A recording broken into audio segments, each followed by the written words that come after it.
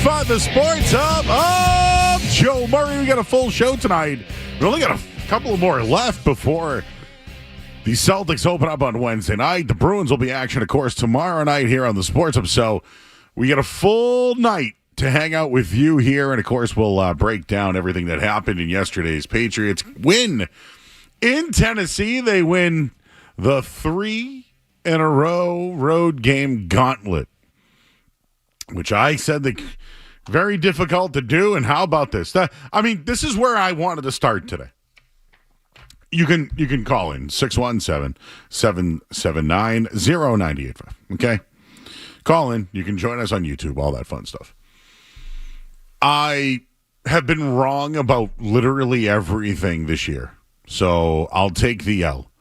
I thought the Patriots would win under 8.5 wins. In fairness, I've won the last 5 years. This year, I didn't see this coming. And if there were a lot of you that saw it coming, that's great on you. You should go start a podcast, and you should be really happy about your football team. I didn't think they could turn this thing around this quick. I just didn't. So if you want to blag, go ahead. Call in and do it. 617-779-0985. I did not think the Patriots would have 5 wins in their first 7 games.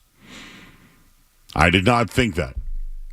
I didn't know if Mike Vrabel could be the right coach to steer the quarterback to being an MVP candidate. I didn't think he could do that. I'll take the L. I still don't. I won't take the L on Josh McDaniels just yet, but I will at least admit that he is a part of the success of what's going on here.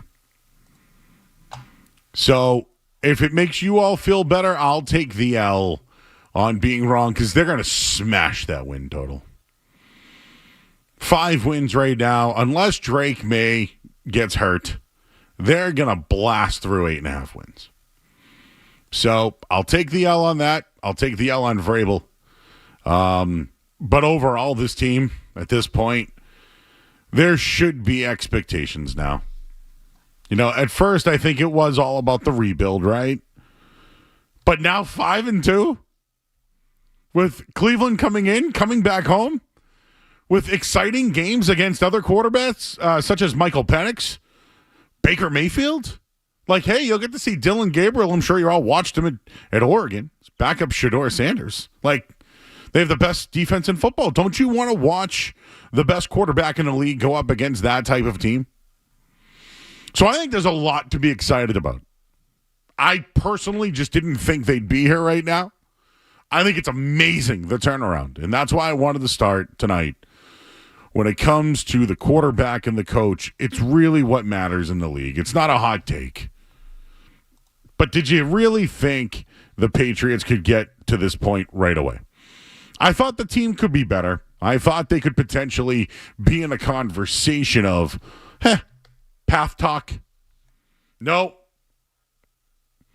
we're beyond that right now. The expectations for the New England Patriots are beyond that after this week's win. They're beyond it. I'm thinking MVP candidate. I'm thinking coach of the year.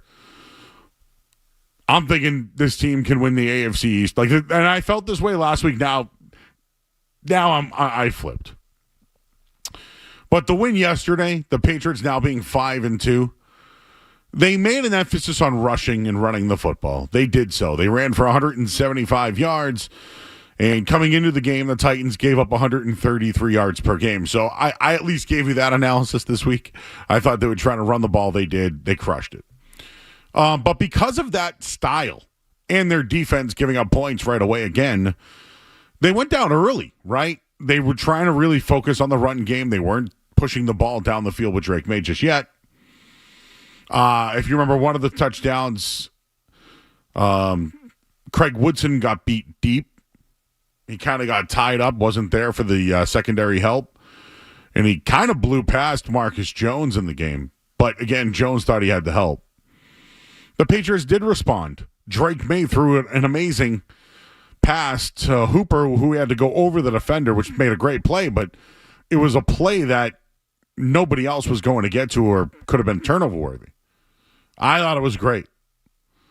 Then you got the long touchdown Drake made a Kayshon Boutte, which I might start making the shirts, guys. Made a booty. Made a booty might be the thing, guys. We'll talk about that later on in the show. But they had a chance for the double score. And I've been talking about how the Patriots have ended halves. Their losses, they've ended those halves really bad. In all their wins, they've been outstanding. Chance for the double score. Then Drake May has to leave the game after hitting his head after a tackle. Now, I originally thought it was one of those new hip-down tackles. But in comes Josh Dobbs, who kept the drive alive, avoided a sack, stepped up in the pocket, and found Pop Douglas for a first down. While all this is going on, you're going, well, he definitely hit his head. What's going to happen here? The spotter situation, the tent, is Drake May coming back? Like all the good vibes, all the good things that you thought, oh boy, this is where it could end. Or this is where things could get difficult. From there, Drake May comes back into the game. He converts a fourth down, which I was a little curious why they went for it to begin with. But a beautiful one-handed catch by Pop Douglas to keep the thing alive. Then they got the rushing touchdown by Ramondre Stevenson. And they got the old double score, right? Drake May's fine. No issues. They score. They're aggressive. Then Cam Ward happens, who somehow lost the ball. I don't understand. But the Patriots defense scored a touchdown. Cleveon Chason had a big day. We'll get into him in a bit. They turn it over. He runs it right into the end zone. They dominated in the second half, the defense, which in the first half got beat multiple times, and I'll have more numbers on the defense coming up in a bit. Mike Vrabel gets the win against his former team. There were chants of Vrabel throughout the stadium. I worked postgame. I was hearing those chants. I was thinking about the Patriots having a chance to potentially be in first place. And in the AFC, slightly behind if the Chargers, if they could have beaten the Colts, which they didn't. But watching what that team looked like, the Titans, to where the Patriots are now, and literally the fans yelling Mike Vrabel's name, the same guy that helped change the Titans in the past now has the Patriots at 5-2 on top of the AFC East. They've won 4 in a row. They've won 5 out of the last 6. They've won 3 straight road games. Mike Vrabel has his team on track to make the playoffs and have an MVP candidate in Drake May. It was the feeling of once reality for Titans fans, watching the guy that was there win somewhere else. You know how that feels, Bruins fans, watching Bruce Cassidy win in Vegas, right? Or watching Mookie Betts go to the world. Like, these things happen, and I should keep it to coaches here. But that feeling set in, I think, for Titans fans. But the reality is this. The Patriots have their coach, and they have their quarterback. Something you did not think in the offseason whatsoever. Literally, the reality is this. The Patriots have their coach, they have their quarterback, and they're now playoff contenders. Yes, the road will be hard. The schedule should be in their favor. But right now, this is no longer a rebuild. The Patriots are contenders because they have a coach and they have a quarterback. And it's not something you thought of 7 weeks before this. Your thoughts at 617-779-0985. I do want to get into that moment that happened there at the beginning of the third quarter, the Drake May moment, and just how exactly Drake May is the talk of the NFL. What he's doing, setting franchise records for the Patriots. I want to get in on that. Also, the Patriots' defense, the running game was challenged. And there is a couple of big games tonight. Of course, there's a doubleheader in football, but there's a Game 7 in Major League Baseball on a very special date in Red Sox history. We'll do all that as we're here until 10 o'clock tonight. I'm Joe Murray. You're listening to 98.5 The Sports Hub. Don't go anywhere. There's more Joe Murray. More Joe.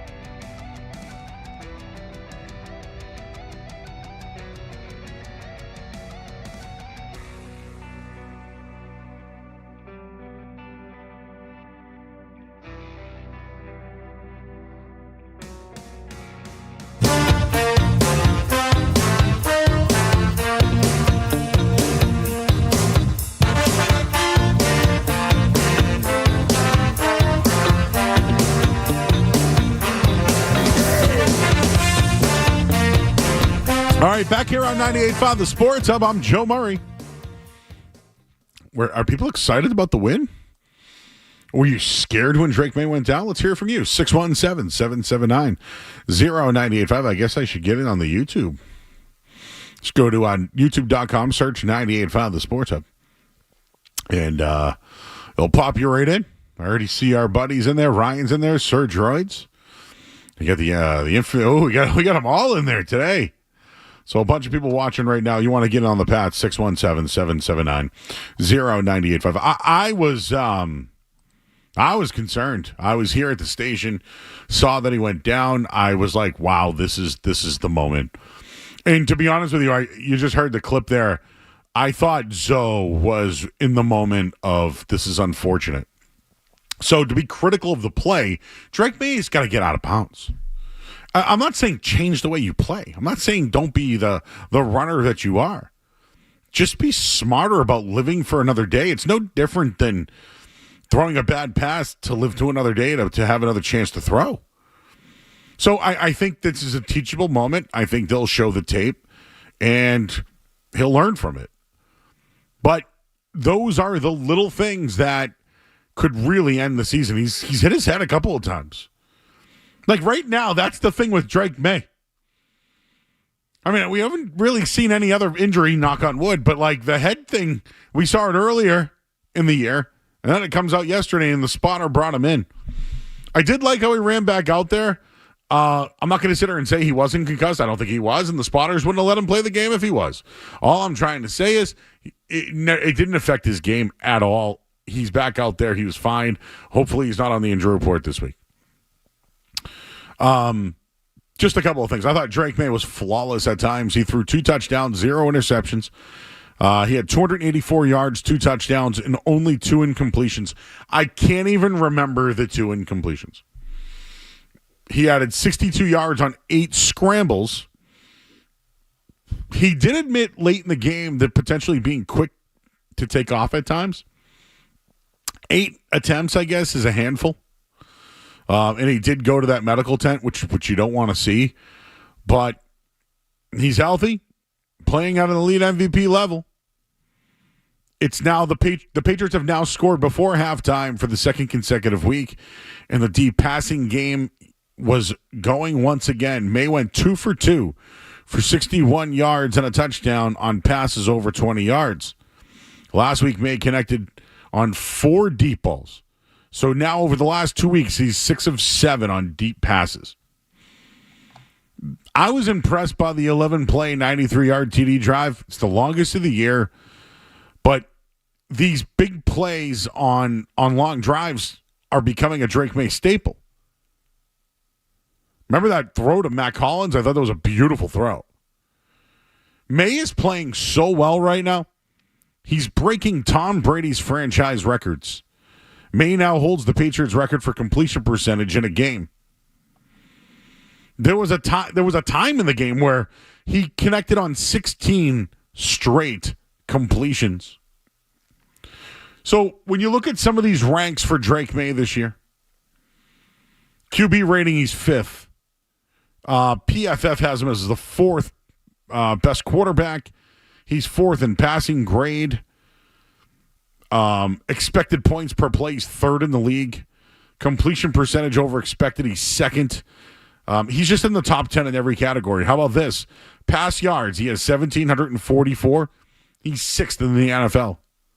Yards per attempt, 8.63, 3rd. Completion percentage, 75.2. It's 2nd in the league. He's 10th in TD to interception rate. He's 3rd in the league in passer rating at 116. I mean, he's literally top 10 in every category. 2nd in completion percentage, 2nd in yards per attempt, 2nd in passer rating, all of them. And when you start to hear company like this just kind of shows you what he's doing at the moment. Drake May is the 4th NFL player in the Super Bowl era with 2 passing touchdowns, 2 or fewer incompletions, and 60 or more rush yards in a single game.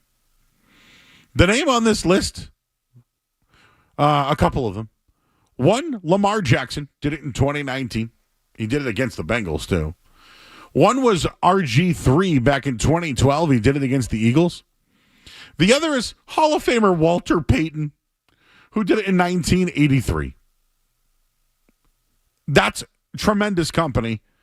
He's now fourth in the MVP odds behind Patrick Mahomes, Baker Mayfield, who we'll see tonight, Josh Allen.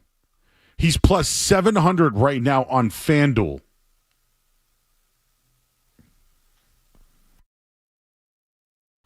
And when you just look at him overall, Drake May is an MVP candidate. I didn't think it'd be this quick. I didn't think he'd be able to throw the ball downfield the way that he has. So my takeaway is this guy's good. He's been this good since North Carolina. He showed all of these signs in college. He's come to the NFL. He was working with whoever last year. Maybe Van Pelt helped him. I don't know. The first week, he was timid. He was confused. He didn't know what to do. When he played the Steelers, I think he saw some different looks, had a fumble, couple of turnovers. Like, it wasn't great. Since then, he doesn't turn the ball over.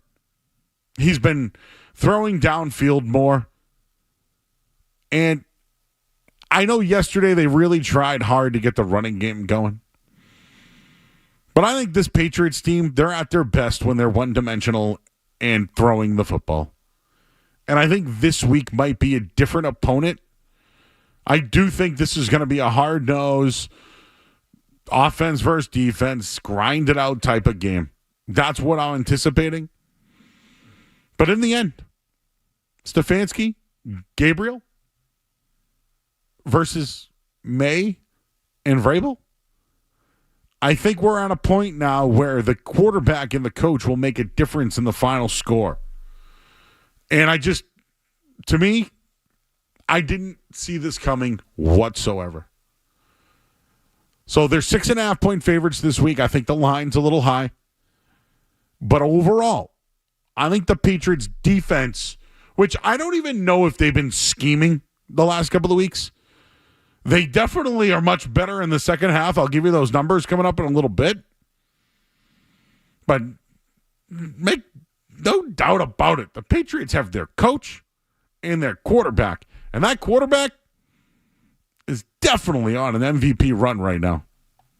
And if the Patriots continue to have success, he'll be in the MVP conversation. Mike Vrabel will be in the Coach of the Year conversation. Maybe even they'll be in the playoff conversation or even Super Bowl. Your thoughts at 617-779-0985. We'll get into the Pats defense coming up in just a little bit. I know there's a big Game 7 tonight. There's double headers going on. Brad Marchand's coming back, and we'd love to hear from you. Let's start with Ben. He's in Groveland. What's up, Ben?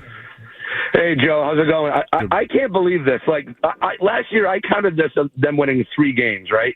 I don't really count the last one as an official win, asterisk, right?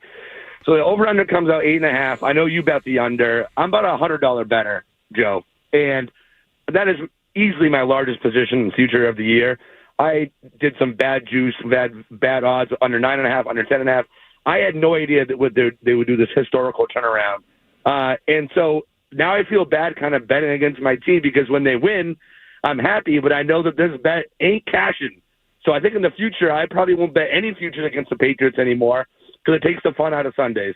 Just want to hear your thoughts, Joe. All right, man. I would already hedge out of this one. I thought winning this week and covering the spread would have been just an easy hedge out for anybody that has the under 8.5. I'll walk you guys through it if you'd like. I'll walk you through it. But I've already hedged out of mine. See you later.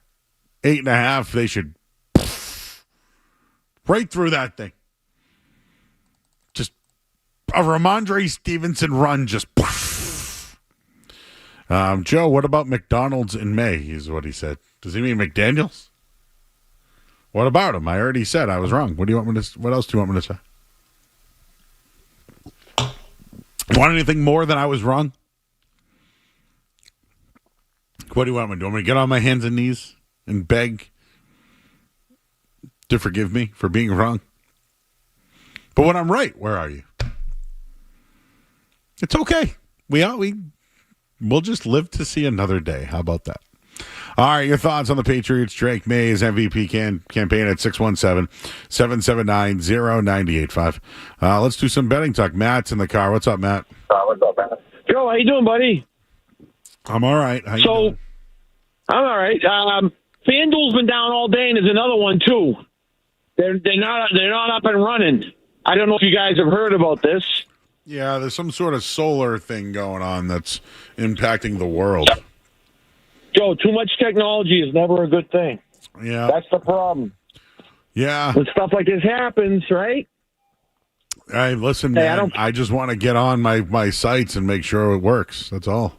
Yeah, and especially people that were cashing out today. What if you woke up today and you slept late and you got a big ticket? Did you cash out? Are you upset? That's the good thing about these sites. Did it hurt That is you? one of the good things. You can cash right out, which is nice. Did it hurt you? Did it hurt you? No. All right, cool. No. I'm just seeing if you're always talking about the sites and your stuff. So I just figured I just wanted to hear if you heard anything. That's all. Yeah, I got all kinds of people calling me. I don't use FanDuel. Should I? Do they? What do they do? Well, they're fine. They're good. My brother uses another one out in New York. What's it called? They're down too. Oh. What about the local? There's another site. Is the local down? Is your local down? Oh, I don't know. I didn't. You'd have to go to the casino, but I'm not. Really? Yeah. I'm not worried about. Were they down? I'm not worried about. Tonight's card's not the best card anyway, But well, I'm just. Man, I got no problems. I'm on DraftKings right now. DraftKings is working.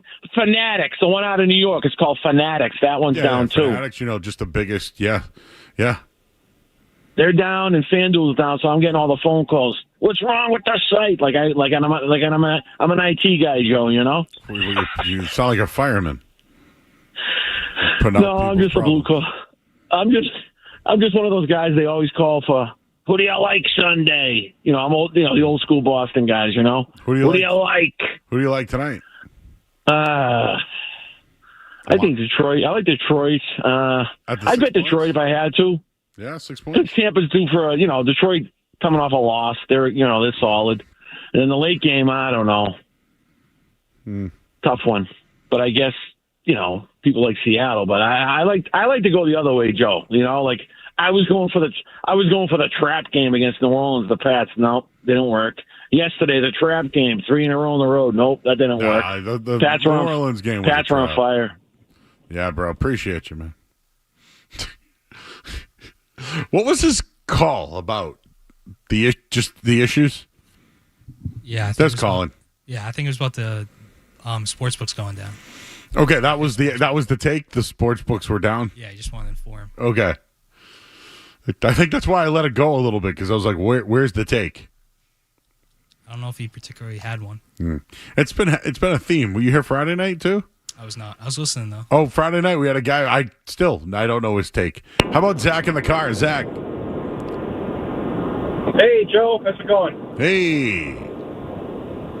The Mayflower has set sail, and it is cruising right now, and I'm loving it. However, I have some concerns with this defense moving forward, and I think the statistic is out of the 7 games, 5 of them, the opponent has been able to score on their first offensive possession, which is, playing a lot of bad teams, aside from the Bills, you can get away with that. Drake May's able to come back from a deficit, which is great. But what happens when we start facing a stronger opponent later in the year? I don't know, maybe the Ravens or someone like that, where they can run it up on you if, they take full advantage of a slow start on the D. And I don't know if that's game planning or do we need to acquire more pieces at the deadline? Want to hear your thoughts. Thanks. All right, Zach, appreciate you. Let's get into the Patriots defense. I do think that they should look into adding something to the team. There's a lot there. I got a bunch of defensive stat numbers for you. And we'll do that next. I'm Joe Murray, 98.5 The Sports Hub. Essential Sports Hub headline presented by Celsius Energy Drinks.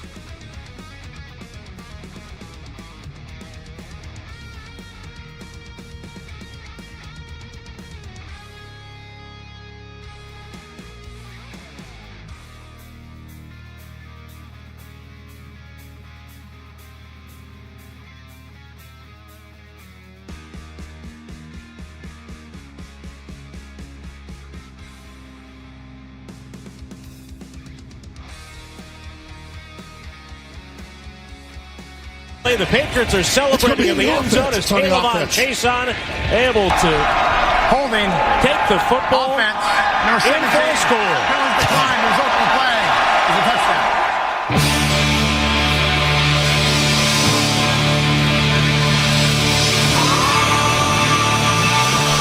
All right, back here on 98.5 The Sports Hub, I'm Joe Murray. We got football coming up in just a little bit. I see you guys on the phones at 617-779-0985. We're on YouTube as well. I see Ryan in there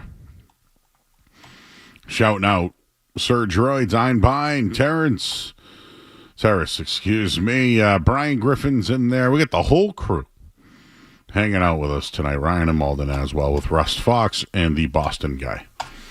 So the Patriots defense right now, I don't know if they're game planning. I don't know.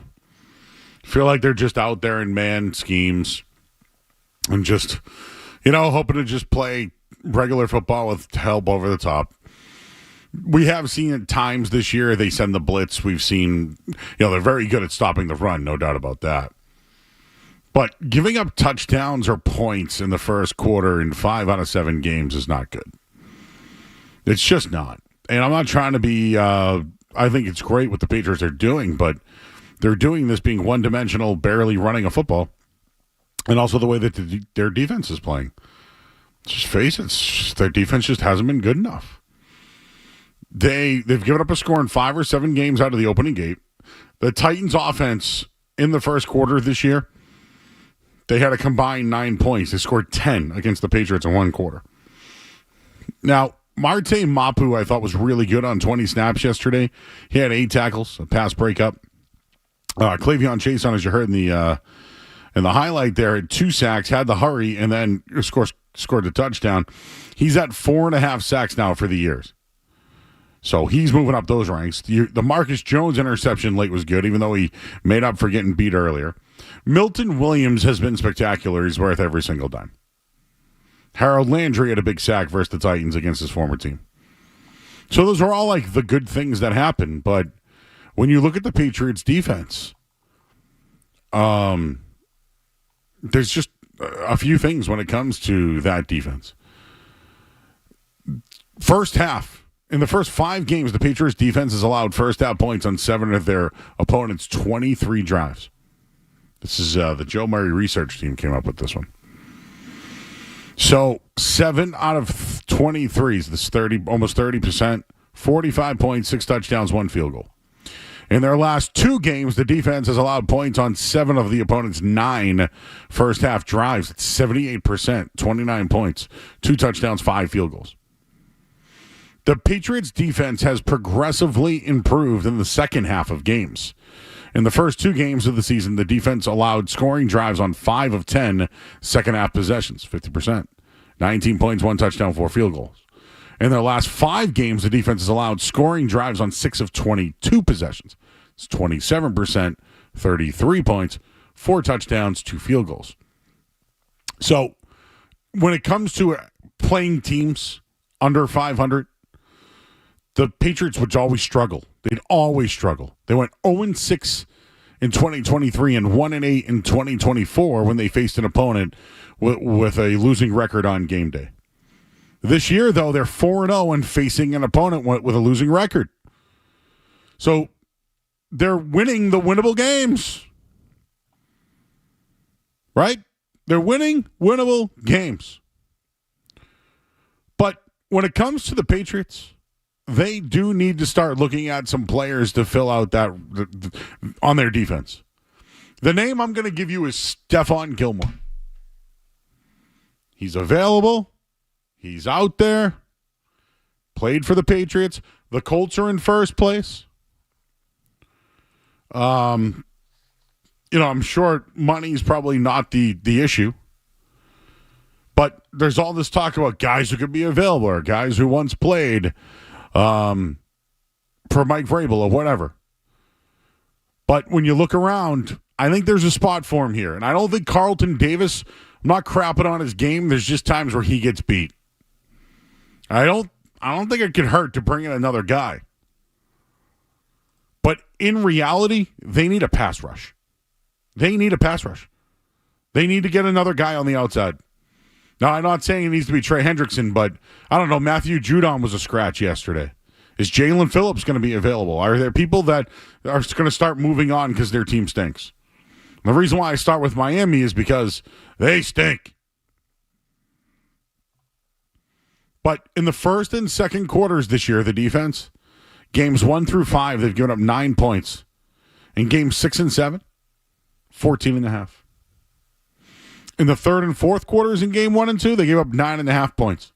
In games 3 through 7, 6.5. I think they scheme better. They adjust. They're just a better second half team. I don't love their defense. Overall, I don't think it's great. But 74 first half points versus 52 in the second half, that's a big differential. It's about a 3-point differential. The defense needs to be better. There's no doubt about it. 617-779-0985. We got Luke and Carver. Hey, Luke. Hey, Luke. All right, Luke, you snooze, you lose. Steve's in Peabody. What's up, Steve? What is it, Ace? How are you, buddy? How you doing? You ready for Marchand's return? I can't wait. We just came back from Vegas on Saturday morning. We had the red eye. We left Friday night. Tough loss. Too many gift goals that Vegas got.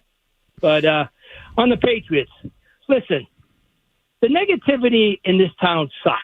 Okay, I've heard that before. The people here were bitching that Drake May stinks. Now he's producing. I understand the defense isn't a lockdown defense, but still, they're winning games. And maybe they are under 500 teams. But just look around the league and see some of these teams that have lost. I mean, look at the Jets. They got spanked by Carolina yesterday. I mean, any given Sunday, anything can happen, buddy boy. You got it, Steve. You ready for Celtics opening night as well? Yeah, getting ready. It's going to be a busy week. We got 3 Bruin games this week and 1 Celtic. And then next week, we're back in the swing of things again. All right, Steve. Steve, you ever had a poo-poo platter, Italian poo-poo platter from Diorsi's? No, I haven't. Well, there's my recommendation for you. Okay. All right, buddy. We'll catch up soon. All right, pal. Good talking to you. Thanks again. Bye. That's Stephen Peabody. Works at the Garden, Colin. Lives in my town. Loves to talk hockey. Just a local guy. Local guy, good guy. Hey, Luke, we lost you, bud. What's up? I'm back. Don't worry. What team would be better off? UNC if current Drake May went back and took over as quarterback, or the Patriots if current Bill Belichick came and took over as head coach? I'm sorry. If Drake May went back to college? Or Hypothetically. Belichick was still with the Patriots?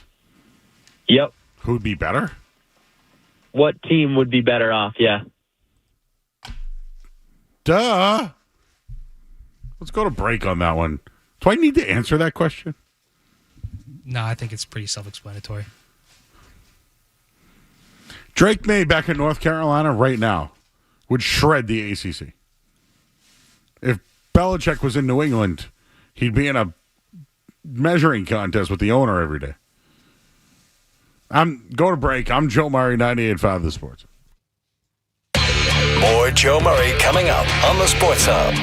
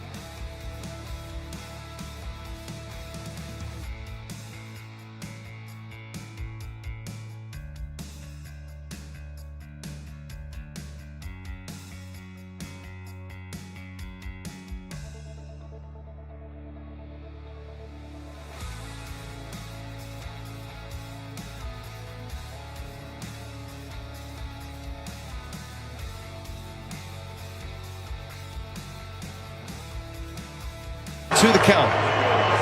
Ohtani, did he? Ohtani! Ohtani has done it again! His third home run!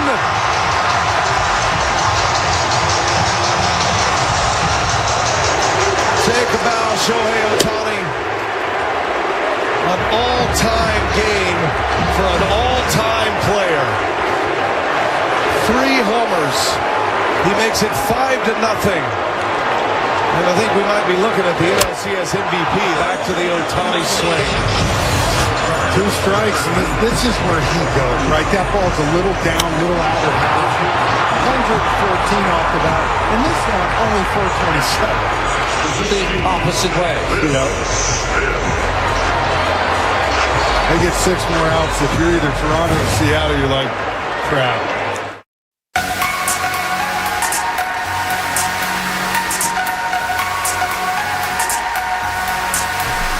All right, back here on 98.5 The Sports. I'm Joe Murray.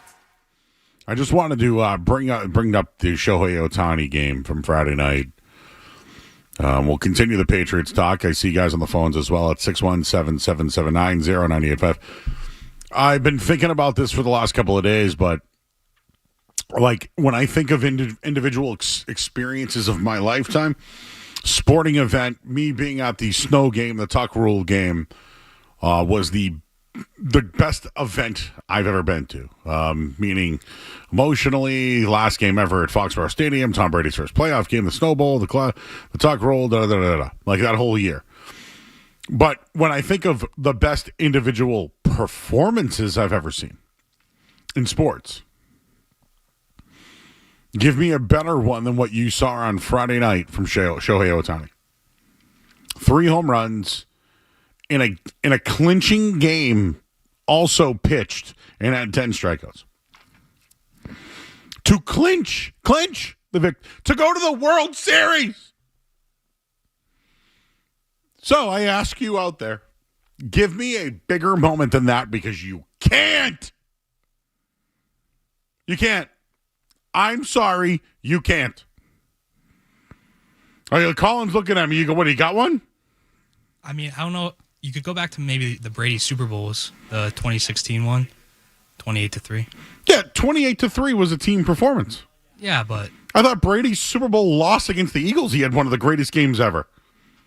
Yeah, we're 500. They lost, though. True, yep. So you can't put that up there. No. And all right, 28-3 was, it was great. It's the biggest comeback in history. But Shohei Ohtani, then played defense too. Do you get what I mean in this scenario? True. Brady didn't play the defense in this scenario. I think there was a time in my life where Deion Sanders had an interception for a touchdown and then hit a home run in the World Series. I don't know if it was the same day. I can't remember now. I don't think I was born yet, so I can't. But to me, that was one of the greatest individual performances I've ever seen, and I don't know if I've ever seen anything like it. So I wanted to just bring that up because there is a Game 7 tonight in Toronto, as Skaz put in our Slack channel. Hey, what could go wrong? It's Toronto, right? Hosting another Game 7? What could go wrong? Did you see what Vladdy Guerrero was walking into the arena with today? I did not. He's wearing an Austin Matthews Toronto Maple Leaf jersey. Oh. Very interesting. Very interesting. Ryan wants to get on the Bruins road trip, too, because that sucked. What's up, Ryan? Hey, what's going on, Joe? Just to weigh in on your previous question about Shohei, I was going to say 28-3 too, but I totally get your point. Shohei is just unreal, and that was definitely one of the top performances I've ever seen from an individual player to send in a big moment, in a big day. Yep. But what I wanted to talk about was, and there's probably no real basis to this, but I was at the game last night for the Bruins, and they just lack so much heart, and it reminds me of when the Patriots separated, when Tom Brady went away from the Patriots. it's not that Marshawn was Tom Brady, but he had a lot of the heart of what the Bruins are. And to me, when he left, granted we weren't anything special last year, but you don't see anything in these guys right now. And they lost against Utah in Utah last year. They lost against Utah again last night. I just don't see them having anything strong this season. Hey, did you see how did the Mammoth stuff go? I wasn't at the home opener, but I don't know. Everyone's putting their fingers in their mouths for the Tusk Up. Tusk Up, huh? Tusks up, baby. Tusks up. Let's make sure we say that one right going forward. Yeah, the Bees had a tough road trip. All right, now let's get to the headlines here. No commercials, just the headline. And I see you guys on the phones. We'll get to you after this. I'm Joe Murray. From the Telstra Tire Studios, WBZ FM and HD1. It's not just the games. It's Toucher and Hardy, Zolak and Bertrand, Felger and Maz, Joe Murray. For Boston sports fans, it's 98.5, the Sports Hub. Paisley Media Group Station. Sports Hub headlines. Presented by Celsius Energy Drinks. All right, Patriots winners. Now they'll play Cleveland this weekend off a 31-6 win over the Miami Dolphins. A doubleheader tonight, though, in the NFL. Just about underway. Lions and Bucs later on tonight. Texans travel to Seattle. And a Game 7 in Toronto. What could go wrong? Blue Jays Mariners, winner take all. Winner goes on to the World Series to take on the Dodgers. Headlines are brought to you by Country Ski Expo. November 8th through 11th in Hanover, the biggest ski and snowboard clearance in New England. Plus live music, food, trucks, and beer garden. The ski resort's on site. Free admission, free parking. Get all the details at countryski.com. I'm Joe Murray. Start your day. Ooh, that's a good one. Work through your day. What's that thing we do at the end of the show? And end your day. I'm not giving you an opinion. I don't know. Right here. 98.5. The Sports Hub.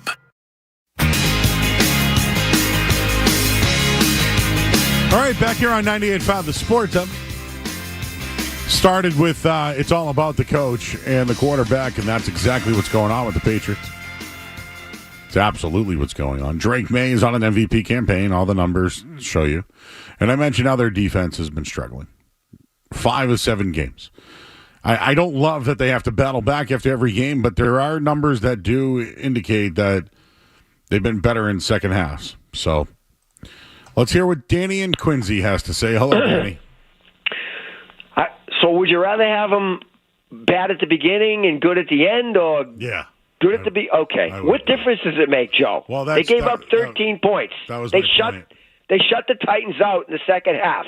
Yeah, that was my point, is that I guess we shouldn't be concerned about the defense because and they also scored 7 on defense.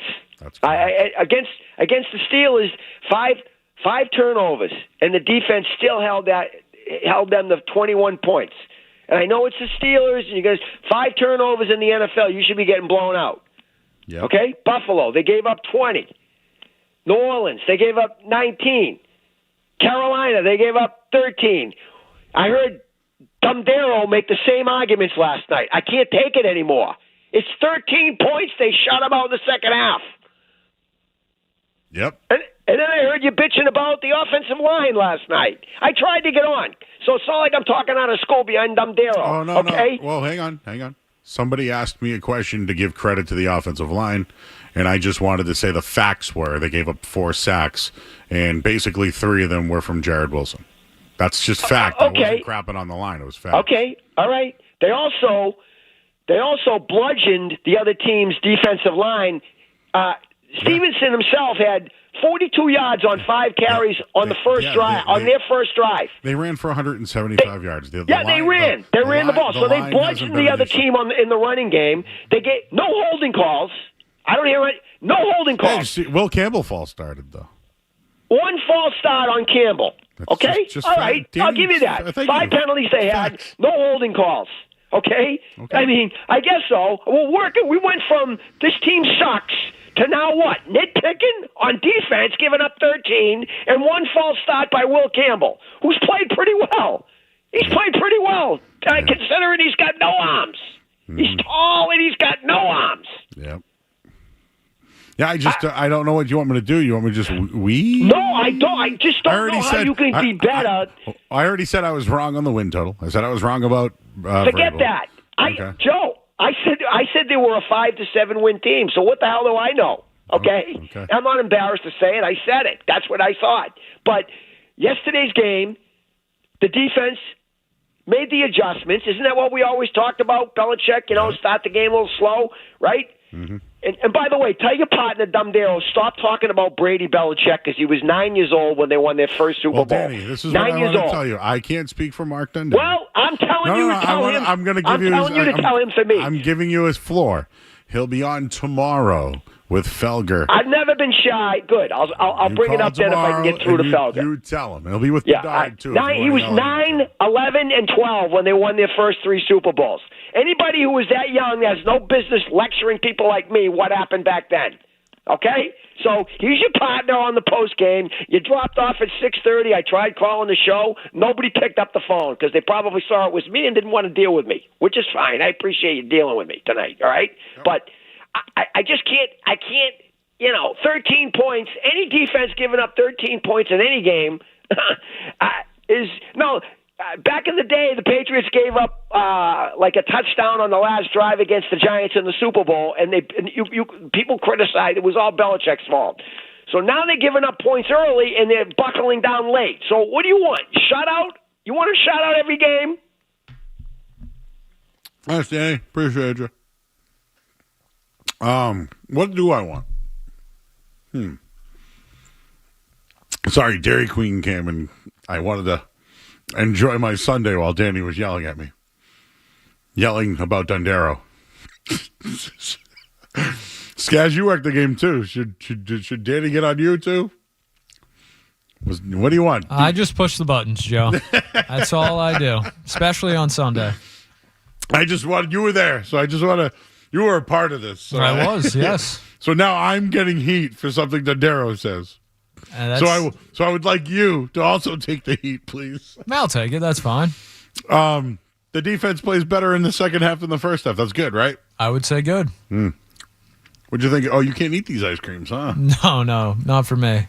I was happy to see the boys get some Dairy Queen, though. Uh-huh. Little DQ after a win.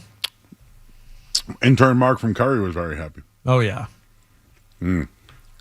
How was the game post-game yesterday? I thought post-game was good yesterday. I thought it was mild, no yelling. Yeah, no yelling. I thought it was very good. Maybe it was the abbreviated post-game, maybe it was the win, but I thought vibes were high post-game. Cool. Appreciate you, Skaz. Derek in New Hampshire. Hi, Derek. How we doing, man? Yeah, So, back to the Shohei Ohtani thing. Yeah. I think that obviously he's great, but being in New England and all, David Ortiz was probably the most clutch player we've had, and Tom Brady, of course. But the way that he hit the ball back in 2004 just to get us the comeback started was huge. And there's going to be no one ever like that, in my opinion.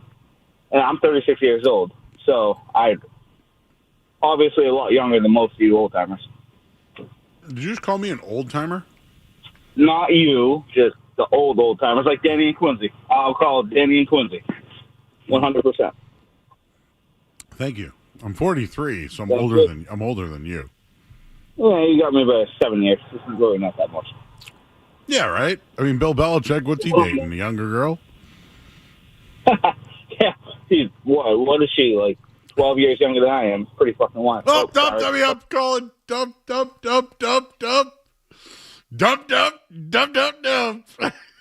See? I tried to have a conversation. Was that your first dump button, Colin? It was. Yeah! Yes! I'm glad I could attribute to your first dump button. Dude, got the heart pumping. I feel like we should have an award for that, Skess. When someone says, hey, what was your first dump situation? Well, Joe Martin was asking some guy about the age difference between Belichick and Jordan. And someone dropped a dump word. Anyways. A man who will never swear is Benny in Oxford. Hello, Benny. Don't tempt me. You guys gotta be quicker with that dump button, though. How you doing? I thought he was gonna keep going. I'm doing good. How you doing, Joe? You like these blizzards from Dairy Queen? Do I like these blizzards from Dairy Queen? 100%. You keep messing around, I'll have my neighbor go drive and get one right now. Oh my God, this was a cookie dough. It was fantastic. Those things are awesome. I usually go for the Oreo Blizzard. I love myself an Oreo Blizzard. Yeah, those kill. So the guy before, can we not criticize the defense? I mean, that's Danny. I tweeted you yesterday. Danny has been calling cow. radio probably longer than I've been in radio, even though I've been in it for 15 years. But no, I was trying to just give the stats about the defense, and after I discussed the stats about the defense, I don't feel as bad about the defense. No, I mean, I still do. I think I tweeted you yesterday. I saw Keon White get locked down in a one-on-one block by a tight end. Oh, he was bad yesterday. I watched. Holy crap! What is it? What's going on with him? I don't know. I looked at his stats. I think I was trying to get it quick before I called. I think he's had 5 tackles this year. Maybe. How do they Did I hear? I think I read somewhere that he changed positions and turned on as a defensive end. I'll have to look that up. But I think Keon White I want to say he wasn't always a defensive end, and then in college he switched positions, had a year or 2 good years, and then just rose up the ranks. So he might still not be a great technique guy, you know. But this is his 3rd, 4th year now. I mean, you started off with Belichick, now you have Vrabel. You said in the offseason you're pumped to finally have some coaching, and this is how you show it? Yeah, he'd be someone I would dump if a team wants a young player. For a trade. The Hendricks thing, I don't think it's going to happen, but they want a young player and a pick. I would send him. I just don't know if he's got the value. 100%. I was definitely thinking we should go after a D lineman or another corner. I know I've been talking to you about Gilmore the whole time, but another corner would be nice, or definitely a lineman to get some pressure. Hey, just to double down on that take, he played tight end for Old Dominion. Keon White played tight end? Yep, he played tight end for Old Dominion, and then he was moved to defensive end. And in his first year, he had 62 tackles and 3.5 sacks, and then was transferred to Georgia Tech. All right. So I guess I'll give him a little bit of a break, but come on. I mean, why don't they use him? Now I'm hey, why don't you use him as a tight end? Have him run block. Maybe our run game will be even better. All right, Benny, you ready for Wednesday night? I am ready. I'm ready to see what the Celtics look like Wednesday, man. I'm glad to see Jaylen Brown was a full participant.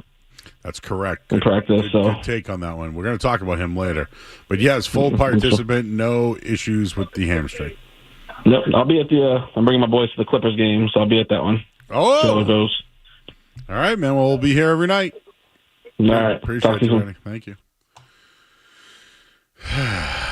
Someone goes, I'm sorry, Joe, I can't hear you behind the Dairy Queen straw. Well, that was because I figured I'd get instead of my popcorn, I'd got my ice cream ready. What was Danny yelling at me about? It was about Dundero, right? It wasn't even about me. You tell Dundero. No, you. This used to happen with Lifshats with me. Lifshats would say something, and then I'd be on the air, and someone would yell at me about what Lifshats would do. I didn't do anything. And in fairness, I did say that Jared Wilson gave up 3 sacks because he did. But I didn't say the line sucked. Now let's find out what Doug Kyde's got to say. He's from the Boston Herald. He does an awesome job over there. And he talks to us every week, and we'll talk to him next here on the Sports Hub. Don't go anywhere. There's more Joe.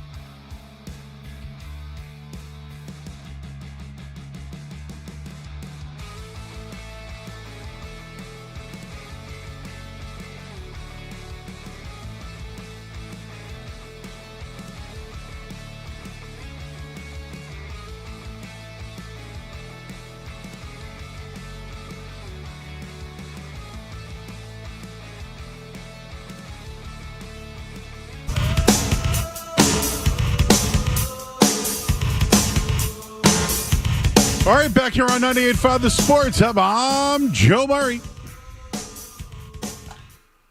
Patriots win. They're now 5-2, and I'm shocked. And joining us right now, he's from the Boston Herald. His name's Doug Kyte. He does the Pats Chat.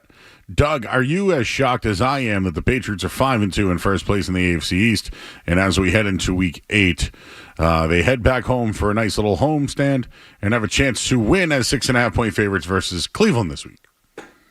I would say that August Doug is very shocked. October Doug is less shocked. If you told me in August the Patriots would be 5-2 at this point, I would have said you're crazy. But as it stands, I mean, this team is rolling. You expect them to win now every week. Like, I would expect them to win now over these next 2 weeks. It's pretty wild to think that they should be 7-2 over this next stretch of games. And really, it's crazy that they're already 5-2.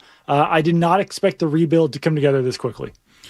You wrote at the Herald, the Patriots had a complete offensive performance for the first time on Sunday. Explain what complete performance meant, because they've been dominating through the deep ball, but what else have they been accomplishing offensively? Yeah, I mean, they really accomplished a lot through the run game this week against the Titans, and that was something that we were still waiting to see. But Ramondre Stevenson came out running hard. Offensive line did a much better job run blocking. I asked Garrett Bradbury, the Patriots center, after the game, what was the difference? And he basically said, because you guys wouldn't stop talking about it. So they really made it an emphasis to shut us all up this week and actually run the ball better. And they really did it. They came out, ran the ball really well, 4 straight runs for 38 yards. I think that did help set up the pass there at the end, or even in the second quarter and into the second half. I think that's why you're seeing those deep balls to Kayshon Boutte and the downfield throws. Obviously, that was happening even before they were able to run the ball. But I mean, this was maybe Drake May's best performance. I feel like we're saying that every week, though. But completing over 90% of your passes, 1 incompletion in the first half, 1 incompletion in the second half, that's MVP caliber stuff. Oh, yeah. I mean, look at all his numbers right now.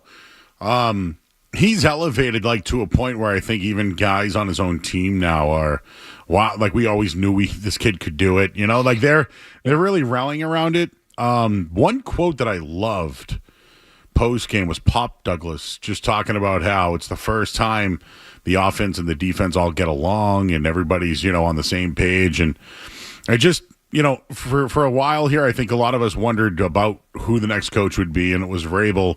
Some people wondered if he could do that with this type of quarterback. And I don't know, remember, if you watched Forged in Foxborough, he would bring a guy up to see how strong he was, and he'd walk with him, and then he'd say, hey, we're going to do this together with you. Can you just talk about maybe what you saw, August Doug saw, compared to now, and how they all just love their coach, they respect their coach. And the fact that he was back in Tennessee this week, they wanted to go out of their way to play for him. Nobody missed the game, really. So I don't know, when I think back to it, they all respect him because I think he wanted to do it all with them, and together seemed to be the big word. Yeah, I think that they love that he's out there doing drills with them, but I think that there's 2 big factors here. The first one is that he is a former player. They know that he knows what he's talking about. He's done at the highest level. He's been an All-Pro, Pro Bowler, won 3 Super Bowls. They can trust him because of that. But obviously, you could say some of the same things about Drod Mayo last year, where they liked him because he was a player. But the difference with Vrabel is that he's also had success as a head coach. He's also been in the playoffs. He's also won. He's won as a head coach. So I think that allows for some more buy-in from the players. And he's just a much more commanding personality. And I think that he treats guys differently based on what kind of personality they have. He'll either, lift them up or try to challenge them. He knows the guys on the team really well. And I asked Stephon Diggs about it last week. And I asked, how did Mike Vrabel get this buy-in? He said, I don't know how he does it, but I'm bought in.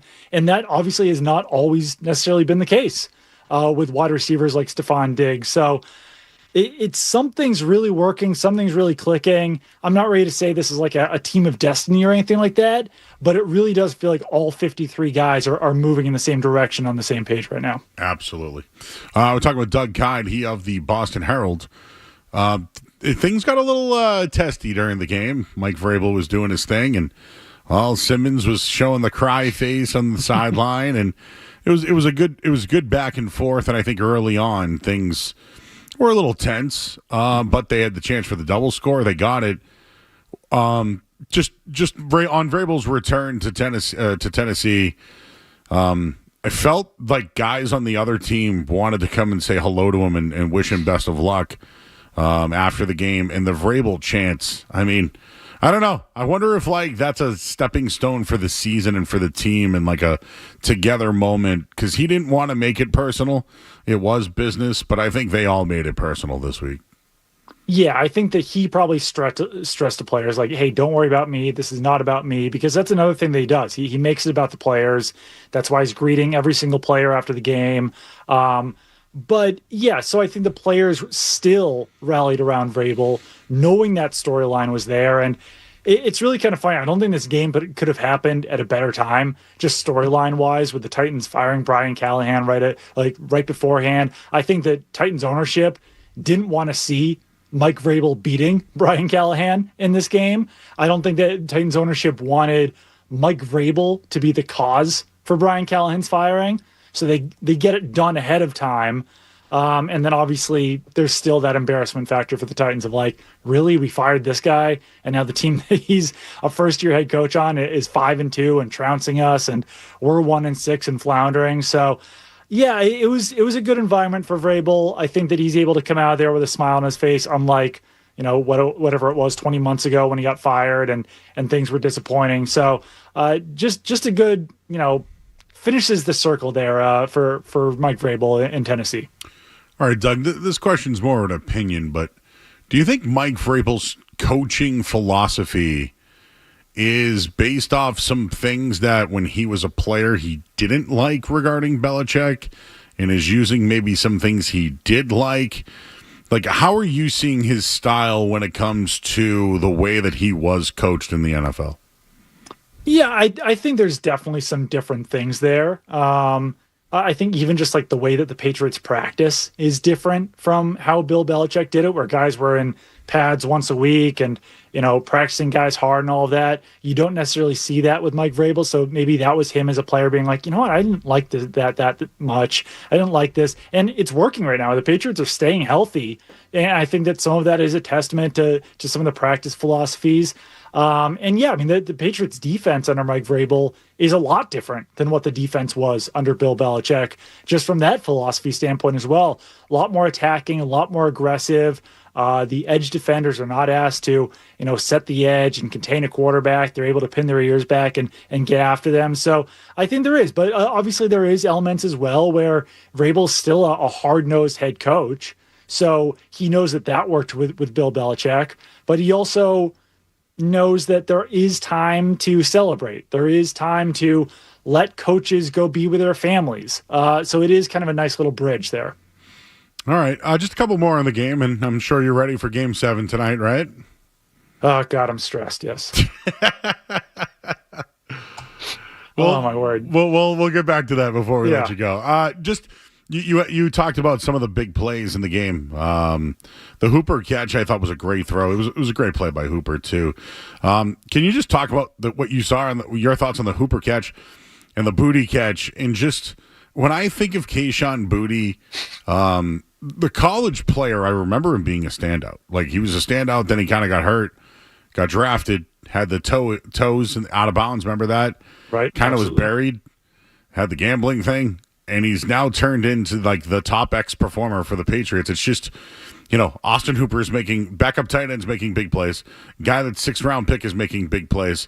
And like now you got free agents who used to never do that in Diggs and Mac Hollins making big plays. 6th round pick on a 4th down. Pop Douglas it's just everything's working right now. And I feel like it's because of Drake May.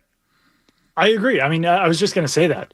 Like, those plays wouldn't be happening if Drake May's not putting those balls in the absolute perfect places. Like, that was a dime to Austin Hooper in the end zone. And obviously, Hooper has to make a good play there. He has to reach over the corner, over the defensive back, dunk on him, as Garrett Bradbury and Mike Owen told me, and still come down with it as he's falling backwards in the end zone. But that play doesn't happen without Drake May. And obviously, the Kayshon Boutte one as well, where, like, that's a perfectly placed ball. And Booty still has to make a great play to catch it. He has to catch up with the ball. He has to run at full speed. He has to catch it with his fingertips. But a lesser quarterback isn't making that throw. And it really has been special to watch Kayshon Boutte, because you even just think of, obviously there's all the LSU stuff. There's the gambling stuff. He fell to the 6th round. He had the injury, didn't test well. Like all of those, the deck is stacked against him already. But even just think about that Patriots wide receiver depth chart last year, where Jalen Polk didn't have the greatest attitude. Javon Baker doesn't have the greatest attitude. KJ Osborne doesn't have the greatest attitude. And Kayshon Boutte was right there with them, where he's saying some stuff to the media that maybe he shouldn't say. He wants more targets, but he's still able to come through all of this. I think the leadership from Mac Hollins, I think the leadership from Stephon Diggs, the coaching of Todd Downing, but I think it's also a major maturity lift from Kayshon Boutte to be the one guy out of that group, the one young guy really, who comes out of it looking clean, improved, and playing the best football really probably of his career. Because this feels like it's the Kayshon Boutte that we might have seen as a junior or senior at LSU. It's even better than those early days of LSU. Oh, yeah. Listen, do I think he's going to be Jamar Chase and all those guys, which he was compared to? No. Right. But I would extend the kid now. Like, this might be worth an extension now, because there's the trade deadline's coming up, and I know Burt Breer mentioned, some names, Chris Olave, Addison, just guys like that. I know with Kayshon Boutte on the roster and the fact that you can control that contract and that player and the chemistry, he reminds me of David Givens, that type of player who most of his catches are for first downs. Maybe he's better than Givens. I'm just trying to compare. As far as what I remember, that was I guess their impact is very on the same level for me. One was a 7th round pick too. Yeah, and I think they still would have to wait until the offseason to extend Boutte because of his draft year. But still, no, I mean, I'm right there on board. Extend Boutte. He's been fantastic, and even Dick, no one has better chemistry, it feels like, with Drake May than Kayshon Boutte, because these are tough throws. These are downfield throws that they're connecting on. It's not even just the short stuff. Yep.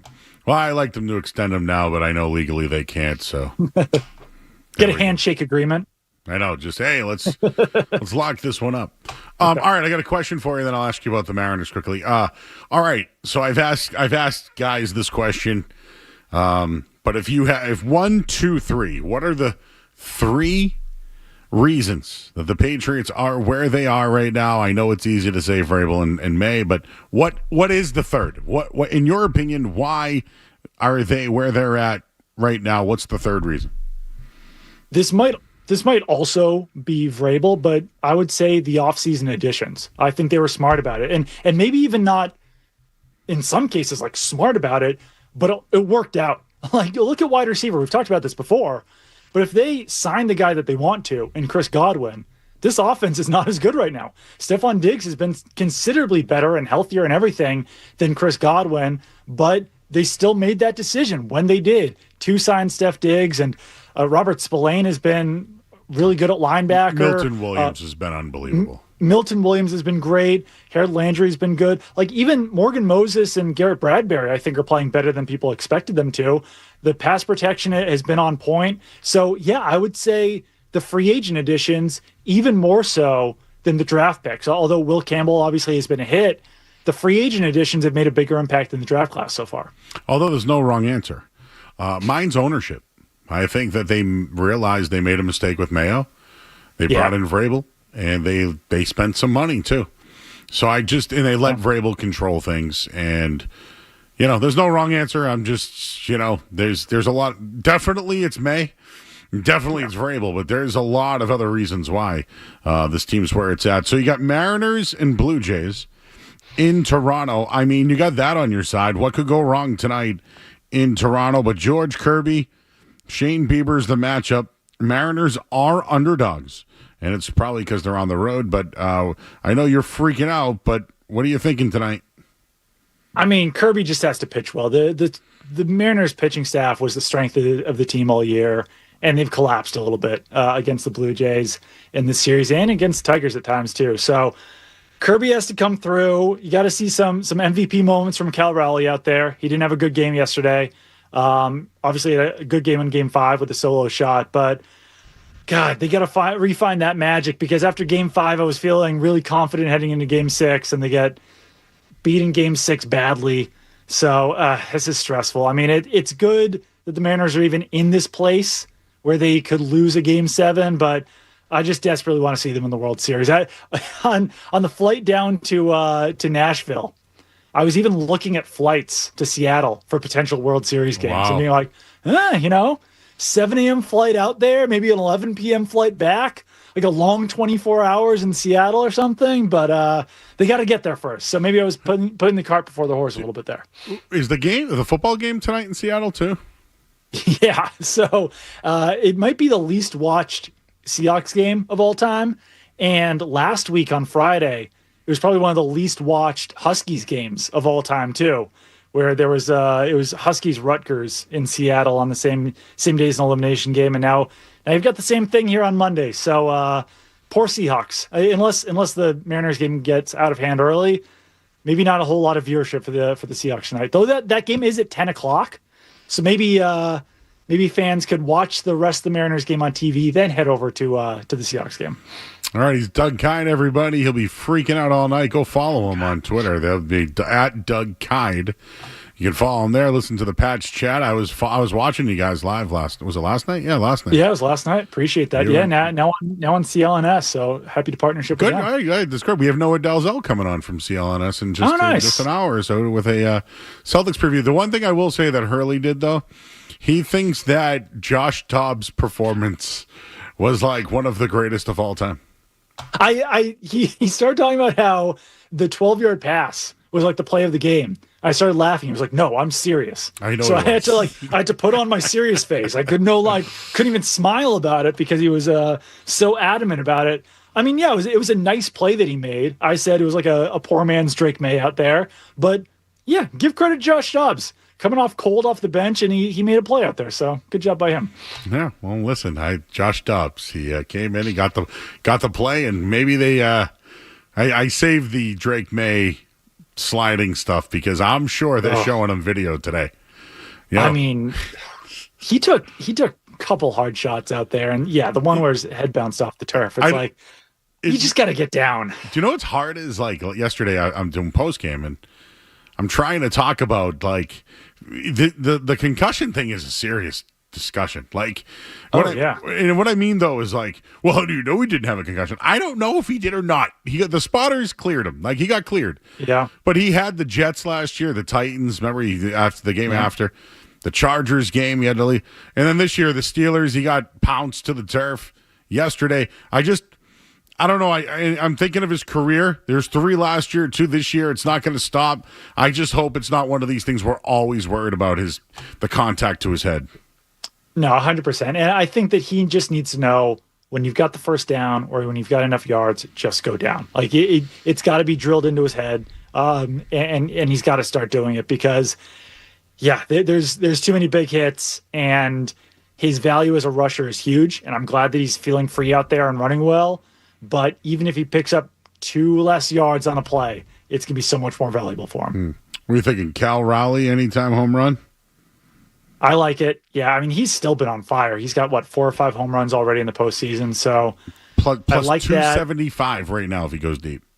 Where's Polanco? Any bets on anytime home run for Polanco? Ooh, well, Mr. Polanco is plus 650. Ooh. I mean, he's been clutch all year. I like either one of those. Yeah. All right. Well, we're all rooting for the Mariners, according to our chat. The chat's all in on the Mariners, and we're all rooting USA, for you. USA. All right, he's Doug Kyte, everybody. What's his name there? Dobbs. His performance was just as big as Shohei Ohtani's, I assume, to Michael Hurley.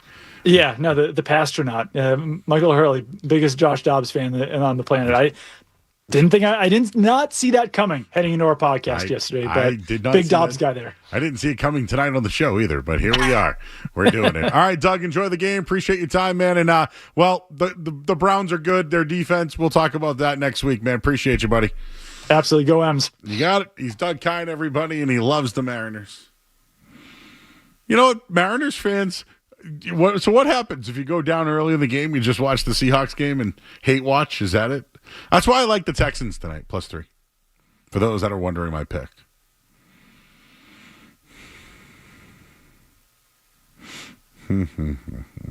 How's it going, Colin? It's going good back here. Yeah, everything's good? Yeah. How was your first dump? It was good. It's good. Felt good to get it off the chest? Yeah. All right. Got the nerves out. We're going to go to the headline. I'm Joe Murray. You're listening to 98.5 The Sports Hub. Essential Sports Hub headline.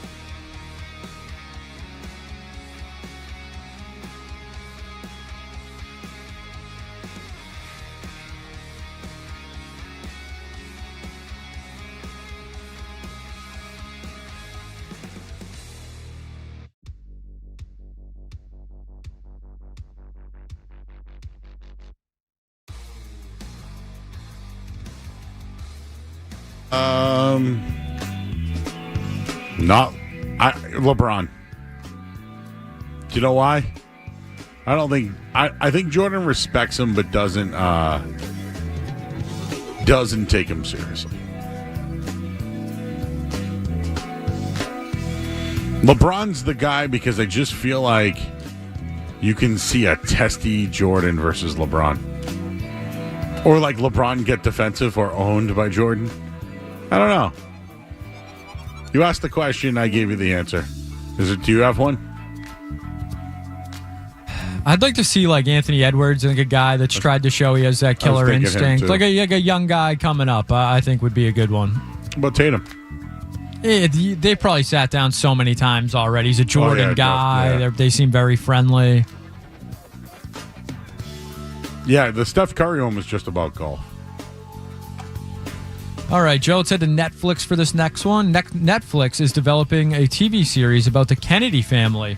Described as the American version of The Crown, Michael Fassbender has been cast as Joseph Kennedy Sr. Joe Murray, are you in or out on a Netflix series about the Kennedys? And you know why? Because I don't care, first off. But second of all, Leroy made the claim that we all here love the Kennedys, and we think of Cape Cod because of the Kennedys.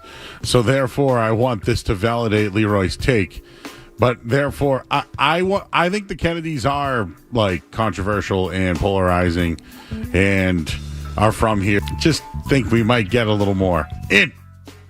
But if it's political, I'm out. All right, Joe, you mentioned getting a little more there. Our friends over at Charmin are offering people a lot more. Picture in Slack if you need it. Charmin's Forever Roll of toilet paper is meant to last up to a month. The supersized toilet roll is made up over 1,000 sheets and is now available in U.S. stores. Joe Murray, are you in or out on Charmin's Forever Roll of toilet paper? All right, let's talk this one out, Skess. I like to buy the BJ's version of Charmin, which comes with like 12 or 24 rolls. I have 2 bathrooms, so I put 12 upstairs, 12 downstairs. I prefer to go on a roll basis, sir. I don't want the never-ending roll. Maybe I need to try it. But for me, I like to put one that I can roll on a little. Use the roll that's on the counter or on the sink. So in case I need to multitask with my rolls, I like doubles. So one big roll, I don't know. Not sure about one big roll. Yeah, the practicality of it, I'm not loving. It's giant. It's massive. Yeah, well, we're going to find the space for that. Yeah, where are you putting that thing? If you take a shower, it's going to get wet. Out. I want me a double roll with my TP. I need TP for my... I am the great Cornelio. I need TP. All right, that's where that one went. Don't make me put my shirt over my head. I am the great Cornelio. I need TP for my bunghole.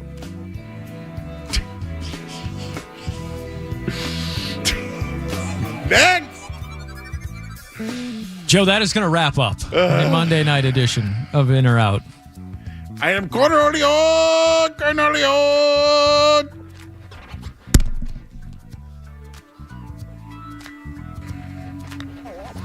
I am the great Cornelio. I need TP for my bone.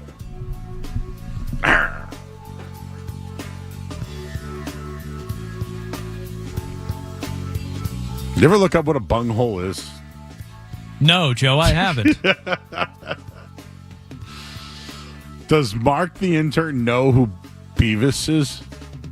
Yes, he knows Beavis and Butthead. They're been brought back, I believe. Does he know who Cornholio is?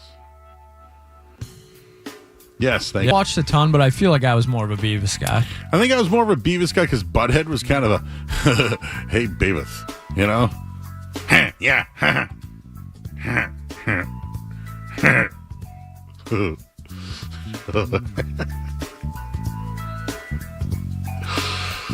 They had to be stoned, right? Yes. Was that like the idea? Yeah, I think so. They were just kind of, they like to review music videos, right? Like that 70s show, they're all smoking in the basement, right? Like they had to be doing that.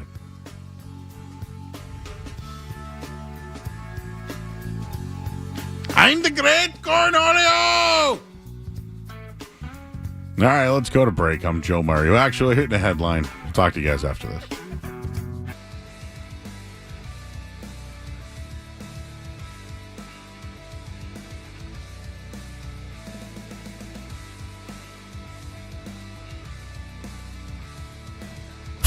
The Sports Hub. Paisley Media Group Station. Sports Hub headlines. Presented by Celsius Energy Drinks. Patriots, a touchdown. Hit 3 of them. I won't do Beavis and Butthead anymore. 7-0 Lions right now. 6 minutes to go, second quarter. Low-scoring game. Baseball Game 7 about to get underway. Mariners, Blue Jays in Toronto. Who's going to win? We're all wondering. Yeah. Headlines are brought to you by... If you got mold or funky odors creeping around your home or office, don't mess around. Visit greenhomesolutions.com/Boston to book your free consultation today. Again, headline is brought to you by Green Home. I am the great Cornholio. I'll talk to you right after this.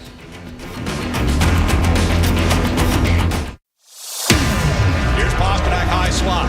Right circle to Saka. Sends one across. McAvoy shot, and he scores!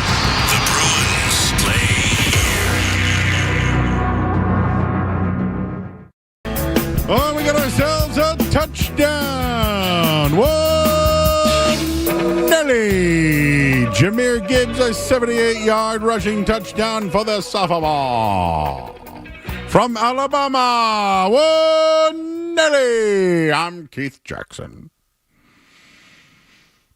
It's a big run there, everybody.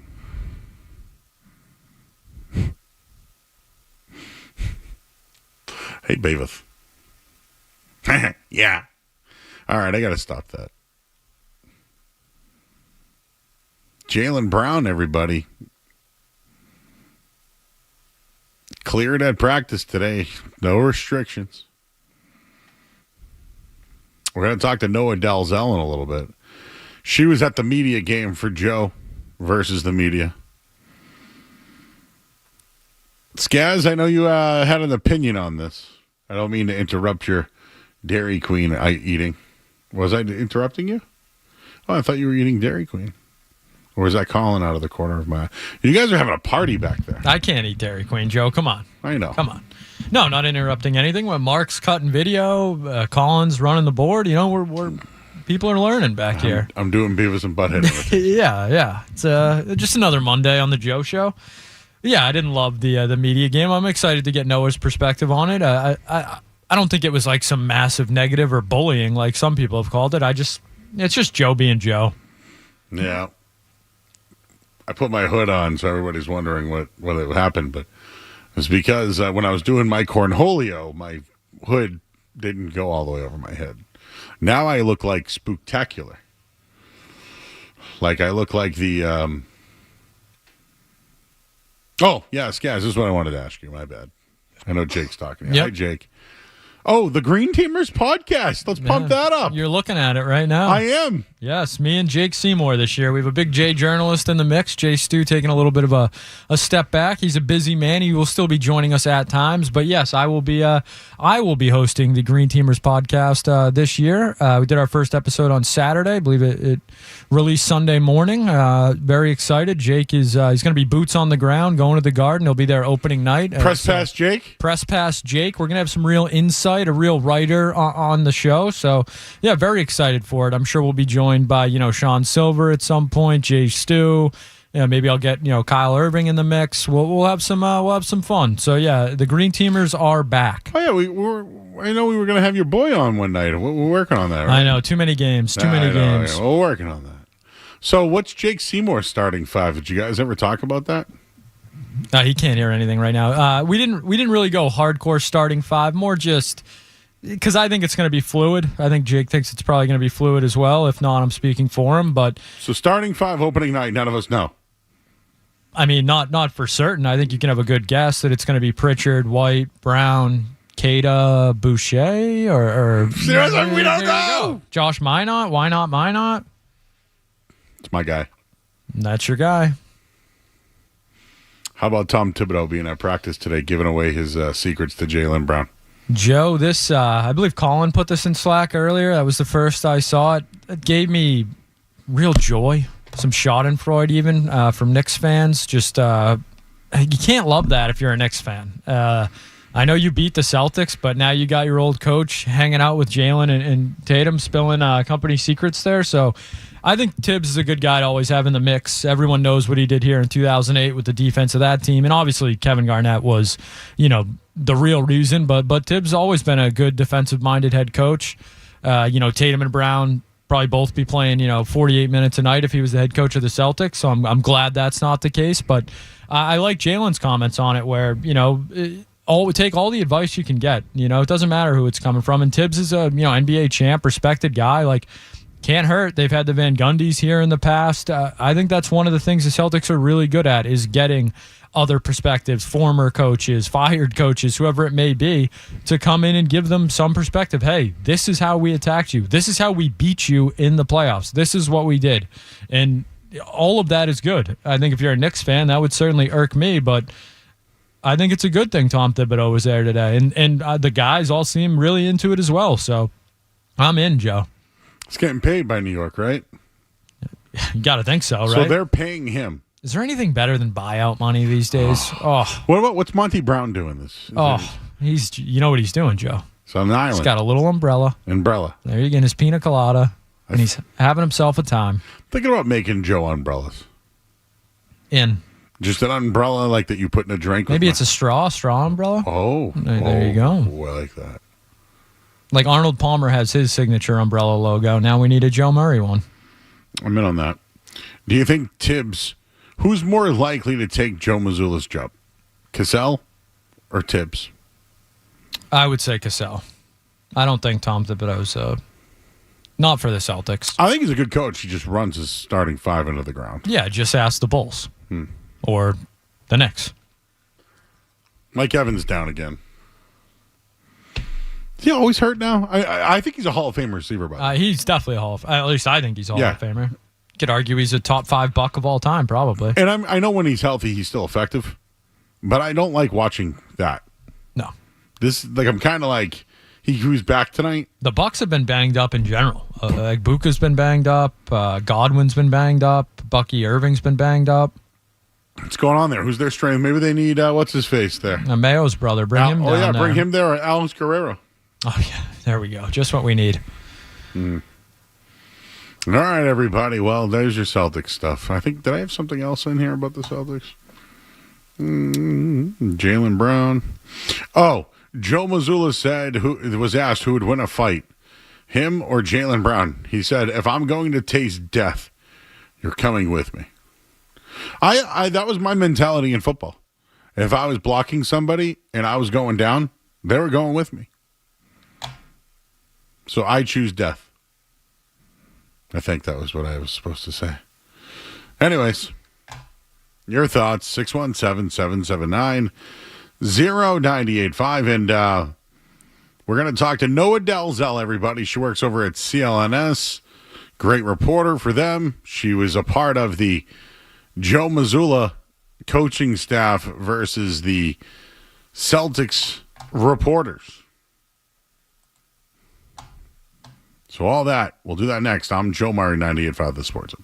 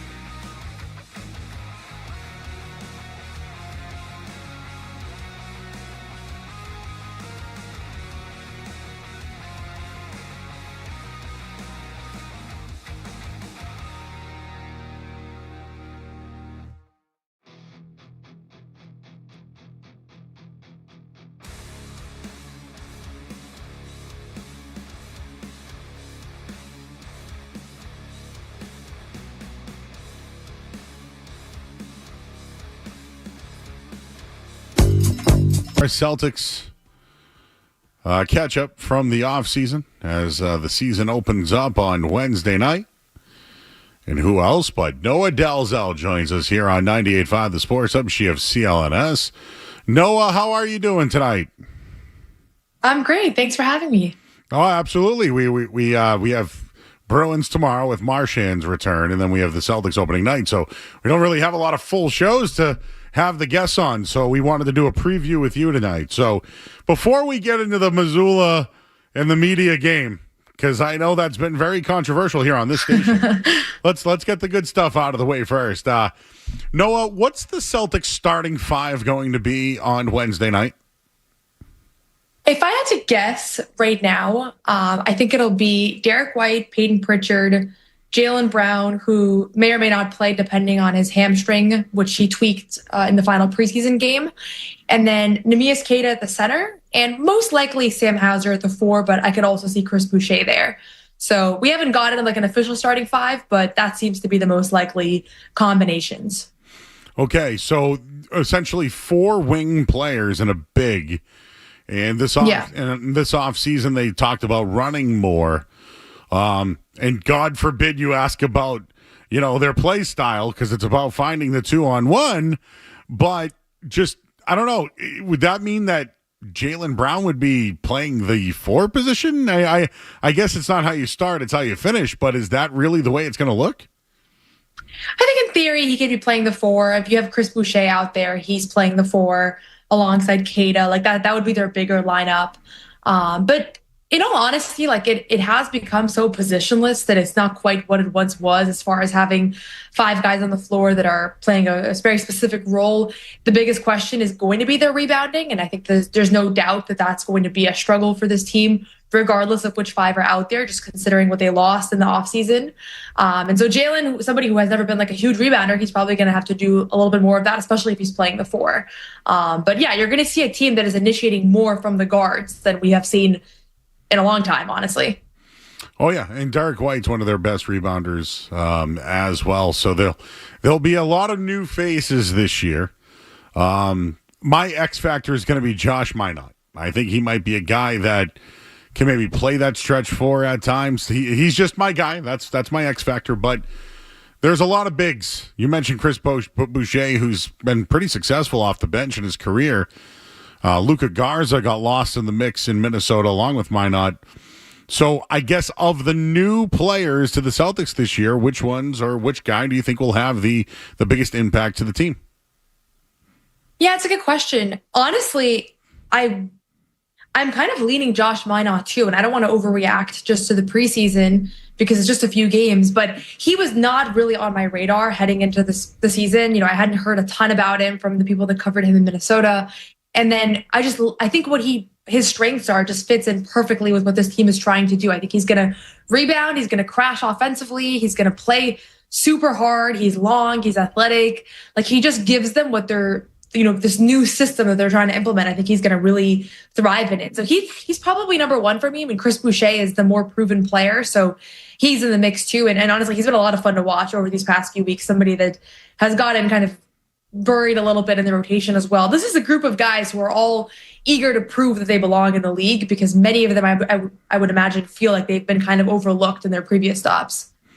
So, Noah, what are your expectations? I mean, I know the win total's 40.5. I'm going over. I just feel like they're better than a 500 team, but I'm still not over the New York Knicks loss last year. I'm still not over that.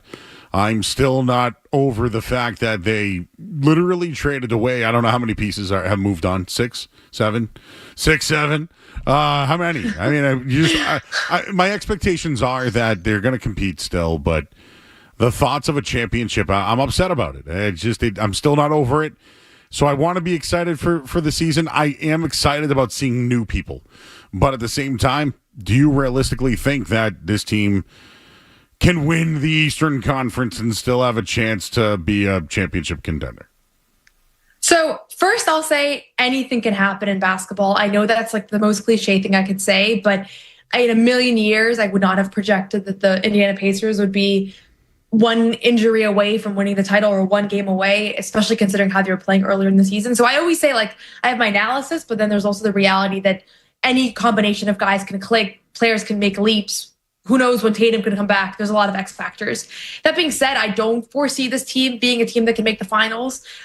Jaylen Brown was asked, like the Celtics social media clip, they asked him today in like his social question, what's your team goal for the season? And he said, to get back to the finals. I think the players are being super ambitious about what they can accomplish. I don't think they've put a lid on their potential. Nobody's talking about gap year, tanking. Like that rhetoric has been so thrown out the door that it's been months since I've actually heard somebody say gap year, because that's not the world that I live in anymore. But just you're thinking about this roster construction, I think they're going to deal with some size issues when they're playing against the best bigs in the league. And that's my number one hurdle. So maybe they're really good and they surprise everybody and the team doesn't actually sell the deadline, but they actually buy. But right now that seems unlikely. So I have them making the playoffs, but I don't have them currently as I projected winning a series. Thank you. All right. It's good. Maybe things will change if Jason Tatum comes back. And we're talking with Noah Dalzell. She of CLNS. I know they have a big podcast coming up tonight, right? You guys are breaking it down later on. Is that true? Yep. Yeah. Right as soon as I'm done here. Boom. They're waiting for me. Here we go. Yeah. Hey, you guys hang on a little bit over there. All right. You wait up a little bit. We got Noah on the line here on 98.5 The Sports Hub. Should the Celtics, how are the Celtics going to keep him out if they're in it? Like, I just don't, this guy hates not playing basketball, right? I can only imagine what Jason Tatum's like not playing. But I think the team is going to have this big decision of him coming back or not. He says he wants to. But is it in their best interest for him to even attempt to come back this season? Here's the thing. So I've talked to a bunch of doctors. I have a story coming out soon that kind of gives the more medical side of all of this. It's not really a risk for him. If he's cleared and he's met all the hurdles and he's fully recovered, it's not a risk for him to come back just because it's at the 8-month mark and it's not at the 14-month mark. Like, I think it gets a little bit overblown of like, oh, they're going to do something reckless. They're not going to do something reckless. If he's not 100% cleared, he won't come back. I think the better question is he going to be anywhere near his best self at that point? And is it worth it for him and for the team to have a Jason Tatum that has not played in a year, that is maybe not as strong or not, lost a little bit of explosion, that still has to rebuild that because who knows how long he will have been cleared to play 5-on-5 before he comes back to the NBA. Like, it's just hard to go from, rehabbing at the facility to now you're maybe throwing into the first round of the playoffs. So that's going to be more the calculus. They're not going to clear him to play if he's not 100% safe. And I think the chance of re-injury is extremely low. And I don't know that it would be lower because a few more months have passed. That's what I've gathered from talking to experts in this space. So I do think he's going to come back at some point this year because it seems like he's recovering really well. He's set on it and he's working extremely hard. But him coming back could mean a lot of different things. He could come back and play 15 minutes a night for the last 6 games of the season and they're not in the playoff mix. Or he could come back and really kind of be a critical part here of a potential playoff run. That's where I'm not sure. Okay, we'll have to wait and see. I think March might be when we can start having that discussion, according to Sean Grandy, from what I heard. That's at least what he's indicating. Tom Thibodeau was at practice today, former New York Knicks coach, the same coach that beat the Celtics and ended their dynastic run, which I'm still not over. At practice today, though, what was that about? Jaylen Brown had some great things to say about it, but Tom Thibodeau giving away secrets? Is that what happened today? I've seen Knicks Twitter is up in arms about that, which I would say, listen, you fired your coach. You can't complain. But he was at practice today, as was Golden State Valkyries head coach Natalie Nakase, who has been in practice for like a week. She has a close relationship with Joe Mazzulla. Taylor Jenkins, former Memphis Grizzlies coach, was at practice about a week ago. So it's not an uncommon at all for Joe Mazzulla and the Celtics to have a coach just kind of around shadowing. What was interesting was that, as you mentioned, Jaylen Brown did share with us that part of what they did was actually watch film and discuss like kind of how the Knicks beat the Celtics last year. And that's somewhat useful to a lot of players, but I would say Jaylen Brown is probably at the top of that list as far as returners from last year's team. He had a tough series for the most part against New York, and now he's able to kind of absorb the other perspective. I asked him, like, have you ever been in that position before where the coach that eliminated you now is coming in a few months later to like explain how they did it? And he said, no, normally those coaches like still have the job. So it's a very unique situation. And obviously Tom Thibodeau has links to the Celtics organization as a former assistant coach. So I'm sure that made it easier, but it sounds like a pretty cool experience. You know, they've been at camp now for a month. I'm sure Joe's trying to come up with new, exciting ways to keep everybody engaged and for it to not feel like just another day of training camp. So his addition, I'm sure, was very helpful. All right, we'll talk with Noah Delzell. She works over at CLNS. They got their big season preview later on tonight, so go check that out. So the coaching staff of the Boston Celtics wanted to get involved in the media game that generally is played amongst the media. So when did you find out that Joe Mazzulla and his staff wanted to challenge you guys? And I've read what you wrote. It was a really good experience for you, right? You're a competitor. You wanted to go up against the team. It was, it was thrilling for you. I agree with that. I think that was for you and your career, that was something that was really big. But have you ever looked at it a different way? Have you looked at it differently at all? Like, clearly, your DMs are loaded, right? Not just my DMs. I've debated this with hundreds of people. I could probably spend the next year just discussing this topic because I think there are a lot of valuable perspectives. Joe told us at the end of practice when somebody, I think it was Abby Chin that asked, any thoughts on the media game? And he said, it's not a media versus media game. You're actually playing against the coaches. And I knew right away he's not joking. I at this point I've learned like he's usually not joking. Usually he's being just completely straight with what he's saying. I didn't know he was going to play. That part surprised me because he actually hasn't played since he tore his meniscus. And he told me afterwards, like, this is my first game back since that. So that was funny. Like I'm honored that he selected a 57-4 beating to come back to make his debut back to the court. But listen, I understand the other perspectives on this, that people viewed it as bullying or viewed it as like, what are you trying to do? Send a message to the media? But I don't really understand why, like, say he wanted to send a message to the media that like, you guys suck at basketball and like, you need to be humbled. Is that so bad? Like, I don't know. Is that so bad? Like, I think we should all be aware that there's a massive talent gap between us and the coaching staff. And that doesn't really change my coverage. That doesn't change my ability to ask questions. It doesn't change my ability to have a perspective. Like, I'm aware. I knew what was going to happen. Like, there was zero part of me that was surprised with the outcome. So if he wanted to have a little fun and be competitive and kind of like send that message, I don't really know why it became so controversial. And I'm sure I'm going to be discussing this on our show with CLNS because I know John Zanis, who is on our show, like has a different perspective than me. So I'm sure we'll have more on that. But I don't really know why it became so controversial. Like they weren't playing dirty. Nobody had to do it. If you felt like it was like overwhelming or you didn't want to be out there, you could have just subbed yourself out. There was 13 of us for one 12-minute quarter. And then we still got our media game in right after. So if anybody was like, oh, we lost our media game experience, like we still did it. And Joe was there, the coaching staff was there. They were coaching us. They were cheering us on. We all caught up afterwards. Like, I don't really get where this became so controversial. Maybe one day I'll understand it more, but I honestly, like, I still feel like how I felt as soon as that game ended. Yeah, no, I read your stuff, and hey, in life, it's like, hey, don't knock it till you try it, right? Like, you experienced it. You didn't feel like there was anything malicious. You didn't feel as though you felt as though it was just competitive. So I respect that.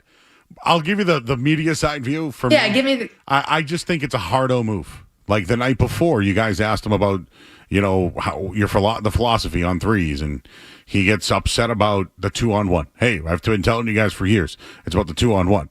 So this is just me from afar being radio guy. It seemed like a hard-o move. And, my thing is like, how about now Joe Mazzulla write articles like you do? Right? How about he does the podcast like you do? Like, can he do those same things?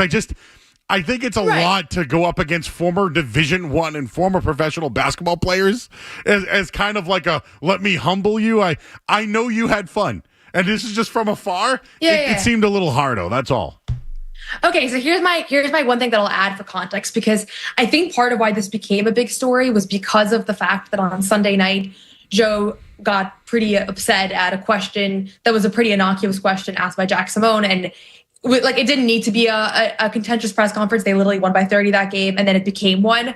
And then the next big news story everybody sees relating to Joe is this game. And so it looks like, okay, first he snaps at the press conference, and then he beats the 57-4, and they didn't even know that game was coming. Like, that became the narrative. I can say, from my standpoint, in between those 2 days, we had a practice where after practice, Joe chatted with all of the reporters, including and especially Jack, for a while. And I think we actually had like a very good kind of blowing over the whole Sunday press conference. And so it, to me, felt like kind of the opposite of that. It was like, okay, we had this like big moment. Then we had this informal time to chat with Joe that we don't always have at practice, where I think he went out of his way to like make sure that there was no hard feelings and that nobody felt like it was too much or whatever. And then we played this game that to me felt like more in that direction of like, let's have this like fun experience. But people don't see the little interactions. They don't see that afterwards we're all chatting for 40 minutes after the media game and he's pointing out situational things that he saw, that sort of thing. Like, what it comes down to, I think, is media members don't like the idea that he's saying like, oh, I'm better at youth basketball, because there's things obviously that we're better at. But nobody in the media should ever be saying that the reason that we have the right to have a press pass, the reason that we have the right to cover this team is because we're great at basketball. Like, I've never once made that claim. I was a high school basketball player. I was very mediocre. And I've never once said like, I deserve to push Joe or to write stuff because of my basketball credentials. And so if that's the idea that's being dispelled by this game, like, that was never the claim that we made. So I think we need to kind of be clear about why we are where we are. Like, we love the game, we study the game, we communicate about the game, we interview, we do all these other things. And so it didn't send a message of like, oh, now we can't, we don't have like the creds to be in our position, because we have a completely different skill set. And if anybody felt like, oh, and now I feel embarrassed, or like, no, those media members are going to be in their place now, I think it's a misunderstanding of like what it means to cover an NBA basketball team. Like, if our media unit was made up of the best basketball players around, it would be a completely different group of people. And so that was my perspective on it. But I do understand like where other people are coming from. It's just, I think it's lacking some of the in between the highlights moments that have been a part of this past week. Yeah, this is why I like to talk to people like you that were there. And it can get lost in the, it's easy for me to sit here, Noah, and be like, Joe Mazzulla, hardo. Like, try to host a show for fun. And you know what, Joe, he is a hardo. Like, that's true. So I'm not going to deny that. It's just, none of it felt like maybe I just enjoyed experiencing what it is that the guys experience all the time, that we write about. How many stories have I written about Joe being a little crazy, So, like, we were subject to something that was a little unorthodox, and I don't know that other teams are going to do that, to that extent. Maybe they'll have a little fun scrimmage, but they're not going to do that, I don't think. Yeah, Denver, I think, wants to do it now. And I think Charles Lee even talked about maybe doing pickleball instead. Yeah, that was funny. So maybe it is a trend, but it's different. And it's different. It's different. And I think people, think about it. You're a young broadcaster. I've been doing this for 15 years. I'm still considered young doing this. Like, from afar, it's a different experience for us. But there are people who look at that and say, that's weird, that's different.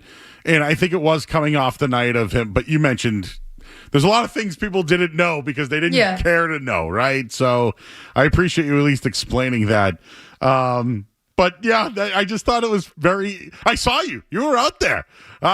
So Jack Simone was one of them. I'm trying to think. Was Bobby Manning out there too? Bobby Manning was out there. We had John Corrales. John Corrales was a professional basketball player.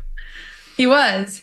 And I think if you went around and surveyed like our group, every one of us had a different perspective. So part of that's informed by our own lives and our own background. So okay, I have a text coming in. Somebody's asking me, did the coaching staff apologize after? They didn't apologize, but I will say I have since caught up with almost everybody that was on the court, and they were particularly nice since the game. Okay. So I don't know that anybody said sorry, but, extra handshakes. Mm-hmm. We had the Celtics gala a couple days after on Friday, so it was all good timing to kind of make sure everybody was on the same page. They did not go, I will say also this, not every single person on the court went as hard as Joe Mazzulla went.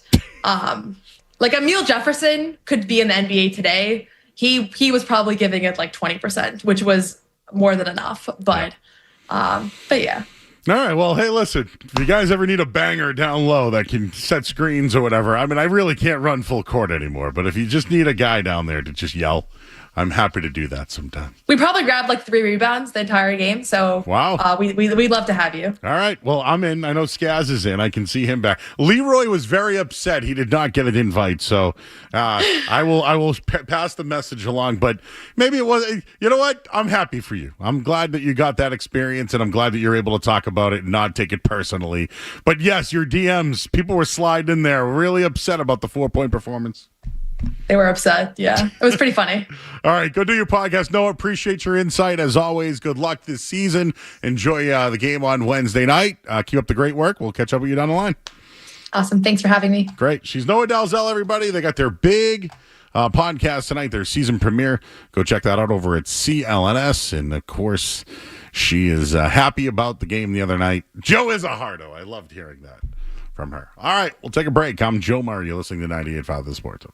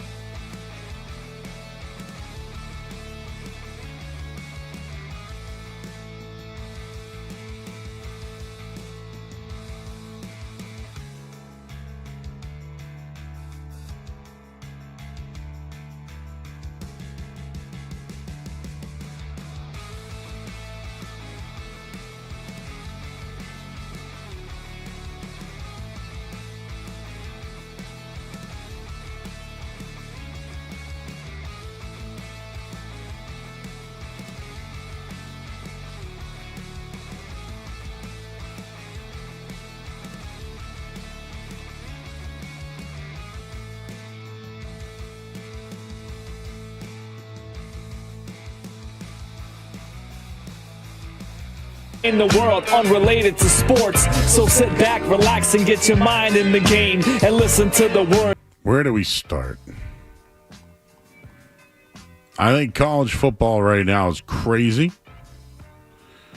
What else do I think right now? I think when you wake up and it's raining, you don't want to get out of bed. Does that sound pretty, Trying to think of what else happened to me this weekend.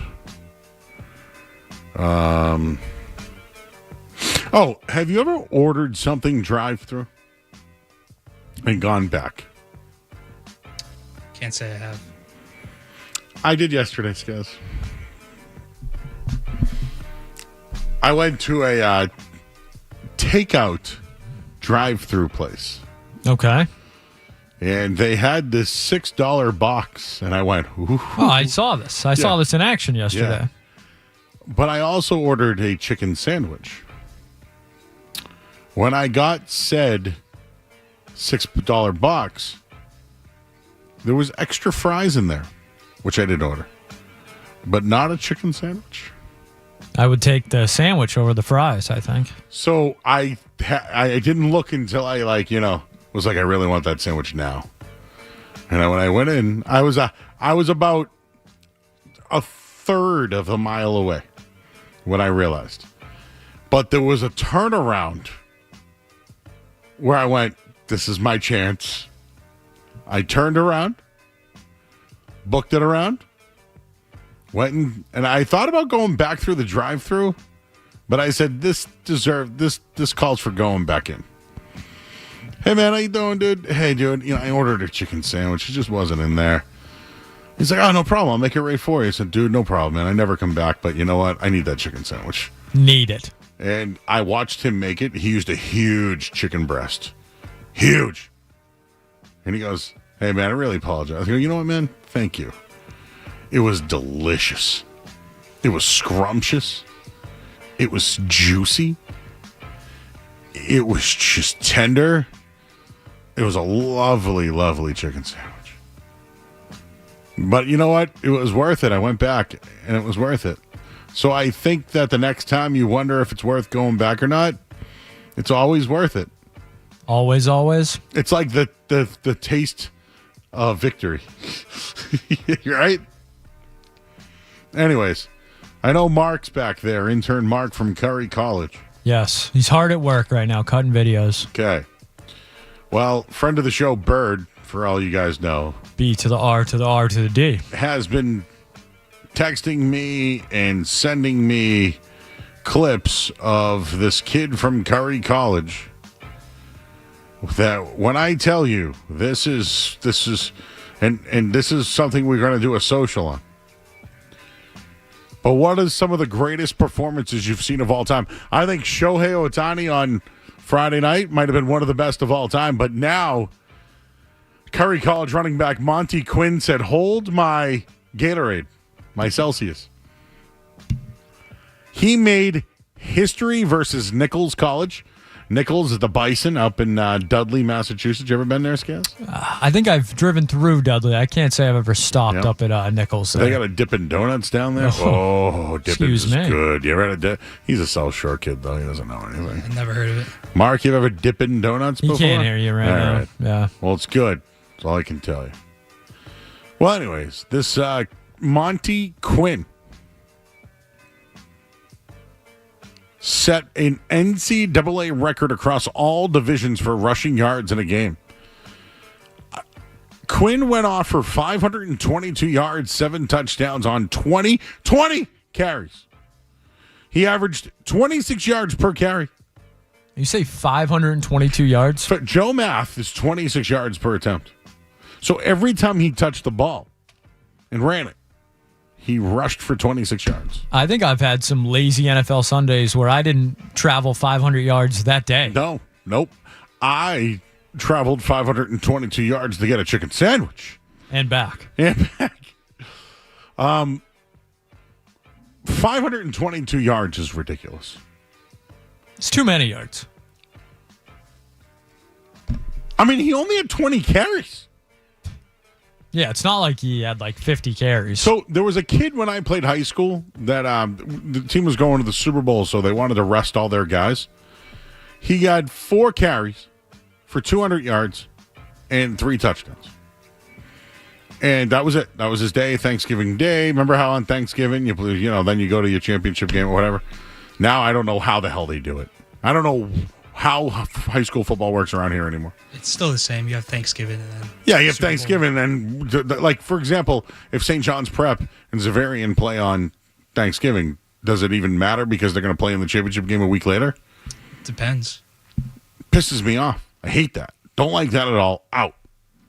Anyways, 522 yards. It's a lot of yards. Who's the Nichols coach? I feel like I might have to look into this one. Might be listening. Yeah. Rap. That's unacceptable. I'm sorry. What I would do is, there'd be like a standard mission. Don't let that guy get the ball. No, what I would do is, guys, I'd run 12 defensive linemen. Wait, 11. Sorry. I was going to say, you're really loading the box there. No, I'd put 12 out there because would they know? Give me 11 defensive linemen, please. 11. I want everybody on the line like you're blocking a field goal. I don't even want the guy in the back. I want everyone on the line to stop that man. Curry's had some pretty big moments. Wasn't there a kid from Curry a couple of years ago at 100 saves? And I think he started or played a game for the Washington Capitals. 98 saves, I'm reading. Yeah. Colin, turn your mic off for a second. I don't know. Can Mark hear me? I wanted Mark to hear me. All right. So this kid rushed for 522 yards. And then another kid had 98 saves. Is there any? I mean, who had a better game? Your boy there, Monty Quinn, at 500 yards, or 98 saves in a Curry game? I don't know. They're both impressive. I mean, Shane Soderwall's was just crazy because that was in semifinals, quarterfinals for D3 hockey. So they won that. They went on to the semifinals, I think it was. Monty Quinn's regular season. But I mean, just both two phenomenal athletes coming from Curry College. Didn't the goalie play in the NHL? No, that was Reed Cooper a few years ago. Oh, Reed Cooper. Shane Soderwall, he just transferred up to Clarkson. He just helped them take down, I think it was Penn State in a huge upset a week ago. What's the best Curry College sports moment ever? Not Bird's touchdowns. What do you got? What is it? I think it's got to be Monty Quinn's, just with all the can't even speak. Just publicity, with everything. Yeah, thank you. Everything coming to Curry College. I mean, this is the most I've ever seen my own. Dude, they put him on ESPN. Yeah, I know. He's on Bleacher Report. My Instagram is just all Monty Quinn. I was looking at his Instagram followers. He shot up 2K in, I think, 2 hours after the game. So where's Monty Quinn going now? Is he going to get... He's a senior like me, so I think he's... So this is it. He's done after this. I mean, you think an NFL team's going to pick him up? Do you think he goes as a late 7th-round draft pick in the upcoming draft? I mean, the Patriots do host local New England products. Like, is there a chance he can get picked up late for one of these teams? How big is he? He's not too big. I want to say like 5'8", 5'9". Is he jacked? Decent. He's just fast. Like fast, like 4.3 fast, or like 4.5 fast? Like how fast do you think he runs? 4.5. I mean, you saw in the videos. I mean, he just goes to the outside, makes his way right down the sideline, and he's gone. And he's also, I think he's got the greatest juke move I've ever seen, where he's just able to run up to guys, jump to the left, and he's gone. Like, his ability to just stay the same speed the entire way down the field, even while dancing around, tiptoeing, staying in bounds, is just something I've never seen before. What's your favorite chicken sandwich, Mark? Who has one? Who's your favorite? Bit basic, but I'm going to go Popeyes. I think there's a reason a few years ago that they were basically boarding up the windows trying to keep people out when they ran out of the sandwiches because they're just that good. You know, Mark, you and I, we're on the same page, man. Just so everybody knows, it was a Popeyes I went to yesterday. Have you seen recently they changed it up a bit? They started adding like cheese and stuff on it now. They put like a slab of American cheese. I don't know if it's just the one near me doing that, or Do you if go to that's, the like, one up in West Roxbury now? Is that where you go? that one, or at home I go to the one up in Leominster. Leo Minster. Yeah. I feel like I can't call that town, but what it is. Man. You sound like my GPS when I type it in. That chicken sandwich is really good. I mean, people were fighting each other to the death over it. It was so thick and crispy. And it was like the pickle placement was perfect. The extras. I mean, it is. You could argue it's one of the greatest sandwiches I think in history. Is that crazy to say? Not just chicken sandwich. Listen, you could say it reaches top 10 in sandwiches. Nothing is crazy to say on this show, man. You've heard crazier, right? Oh, I've heard plenty of crazy stuff. Oh wow! Feed 5 guys for under $5 each. Smash Burger. You ever been there? I have actually. They got one in Westwood. Do they have a chicken sandwich? I don't. Or is it all burger? I have no idea. I feel like if your place of your restaurant's called a Smash Burger, I feel like you got to be known for the burger, not exactly. I just feel like you have to have multiple offerings. Yeah, but I feel like if I'm going to a place called Smash Burger, I'm going for the burger. I'm not even looking at the chicken sandwich. You ever been to Boston Burger Company? No, I haven't. Great, fantastic, love them. But dude, they got so many other things besides burgers that are incredible. All right. Thank you. Yeah, of course. Sources on the ground. Intern Mark from Curry. Finally, on this date, October 20th in 2004, a huge thing happened in life, everyone's life that was alive for that. Why don't you pot down the music here, Colin, and pot up the play that people will still be talking about forever that happened on this date in 2004. Here it is. Ground ball to second. Reese. The Boston Red Sox have won the pennant.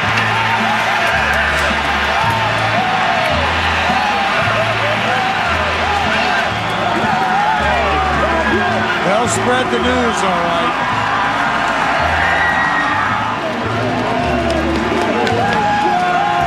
The Boston Red Sox earned this celebration here at Yankee Stadium with the biggest comeback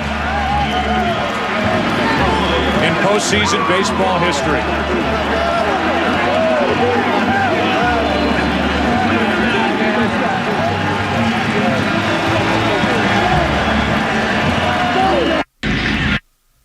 There it is.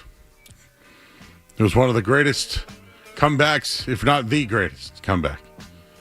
Sports history. People will put 28-3 against that one. How about Boston has both of the greatest comebacks ever? So it's the 20th, right?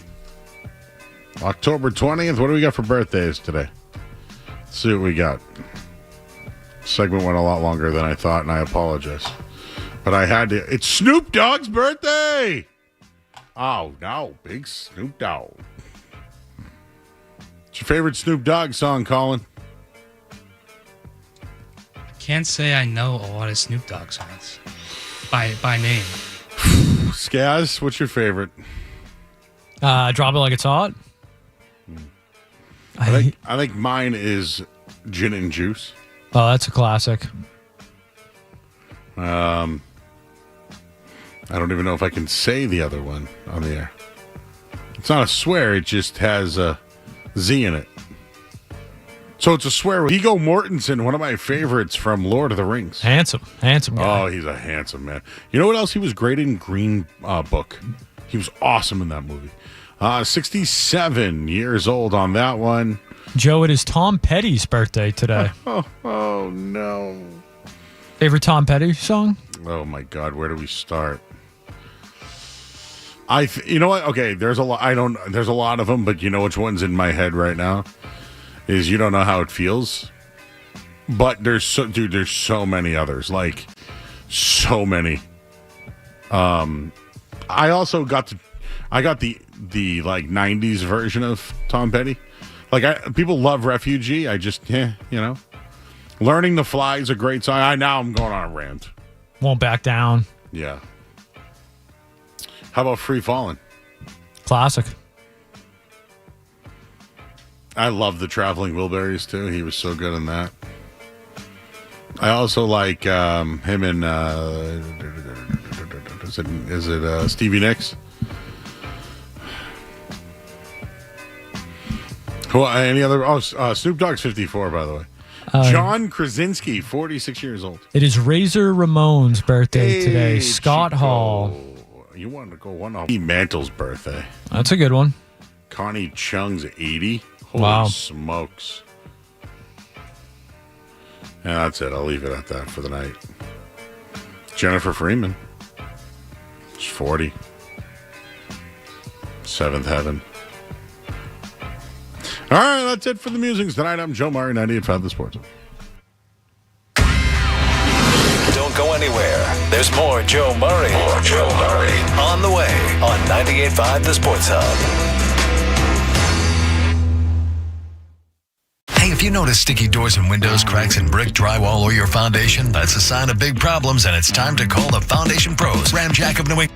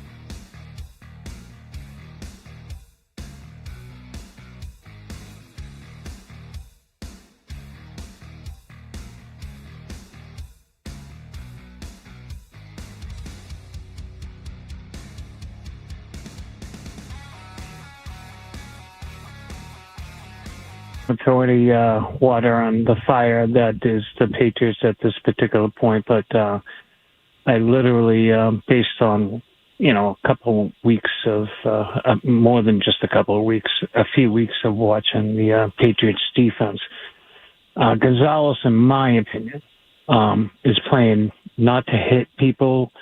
He's there in coverage. He's close, but he's not really engaging that much at all. It's like he's trying to play not to get hurt. And that's my opinion, and I'll shut up the phone and let you go. Take care, pal. All right, Chris. Yeah, I haven't noticed Christian Gonzalez enough to be critical. They don't throw to his side anyways. And they just throw to why am I blanking on the other corner's name? Carlton Davis. Yeah. Carlton Davis gets picked on all day long. Isn't it a good thing you don't know is Christian Gonzalez? Yes, it is. Thank you. Good point, Colin. Yeah, thank you for listening. Yep. No, that was the best. That was great. That was a great analysis right there. Just like the line, if you never don't hear about him, nothing to worry about, right?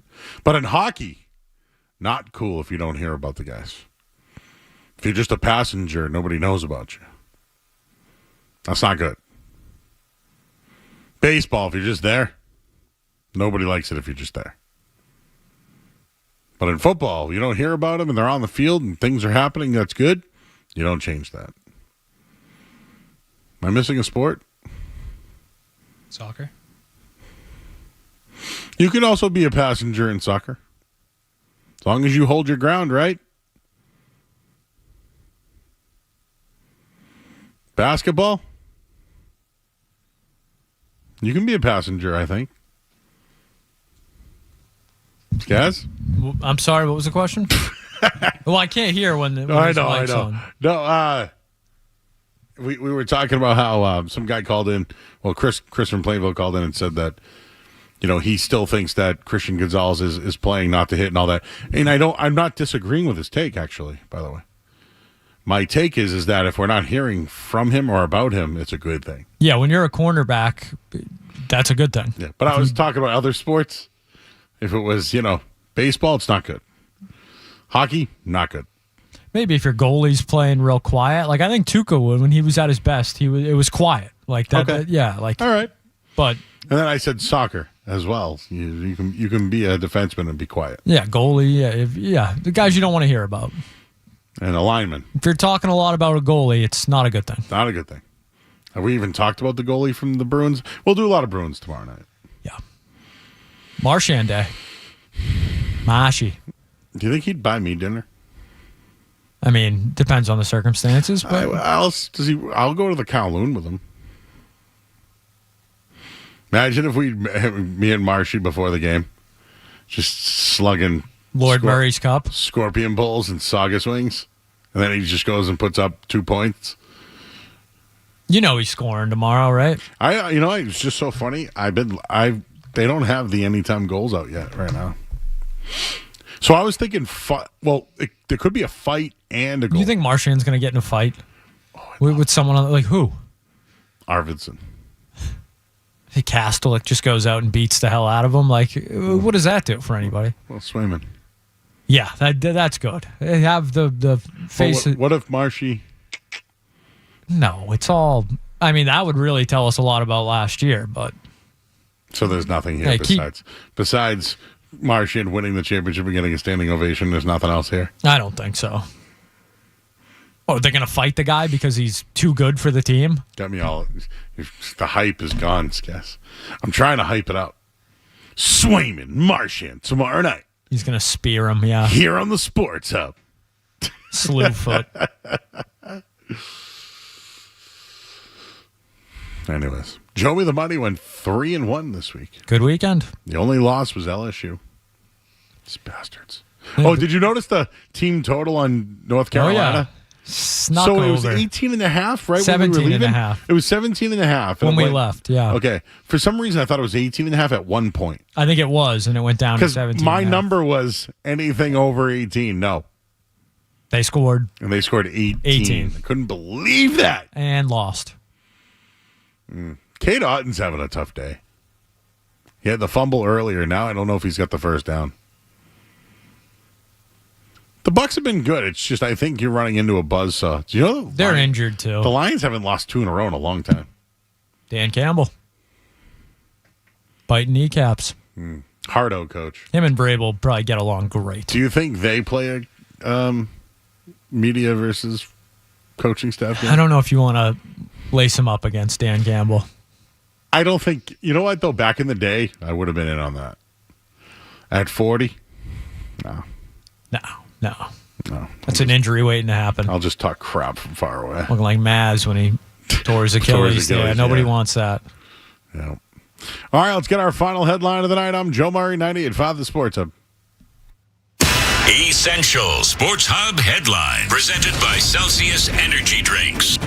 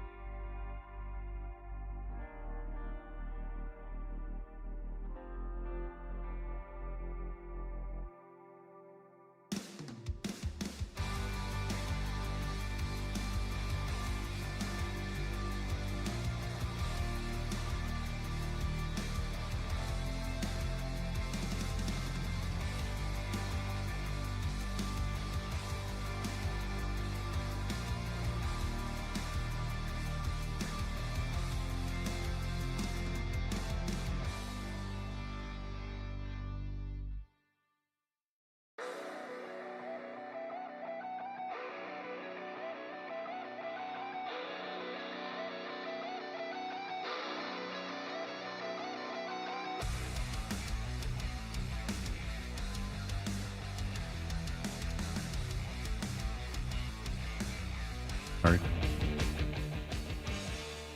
So what haven't we talked about tonight? We've talked about chicken sandwiches. We talked about potatoes. Some guy tried to spell Lake Chinawanga. You could have said any letters there and would have believed him. Yeah. We did bungholes. Patriots. Bruins. Fights. Betting.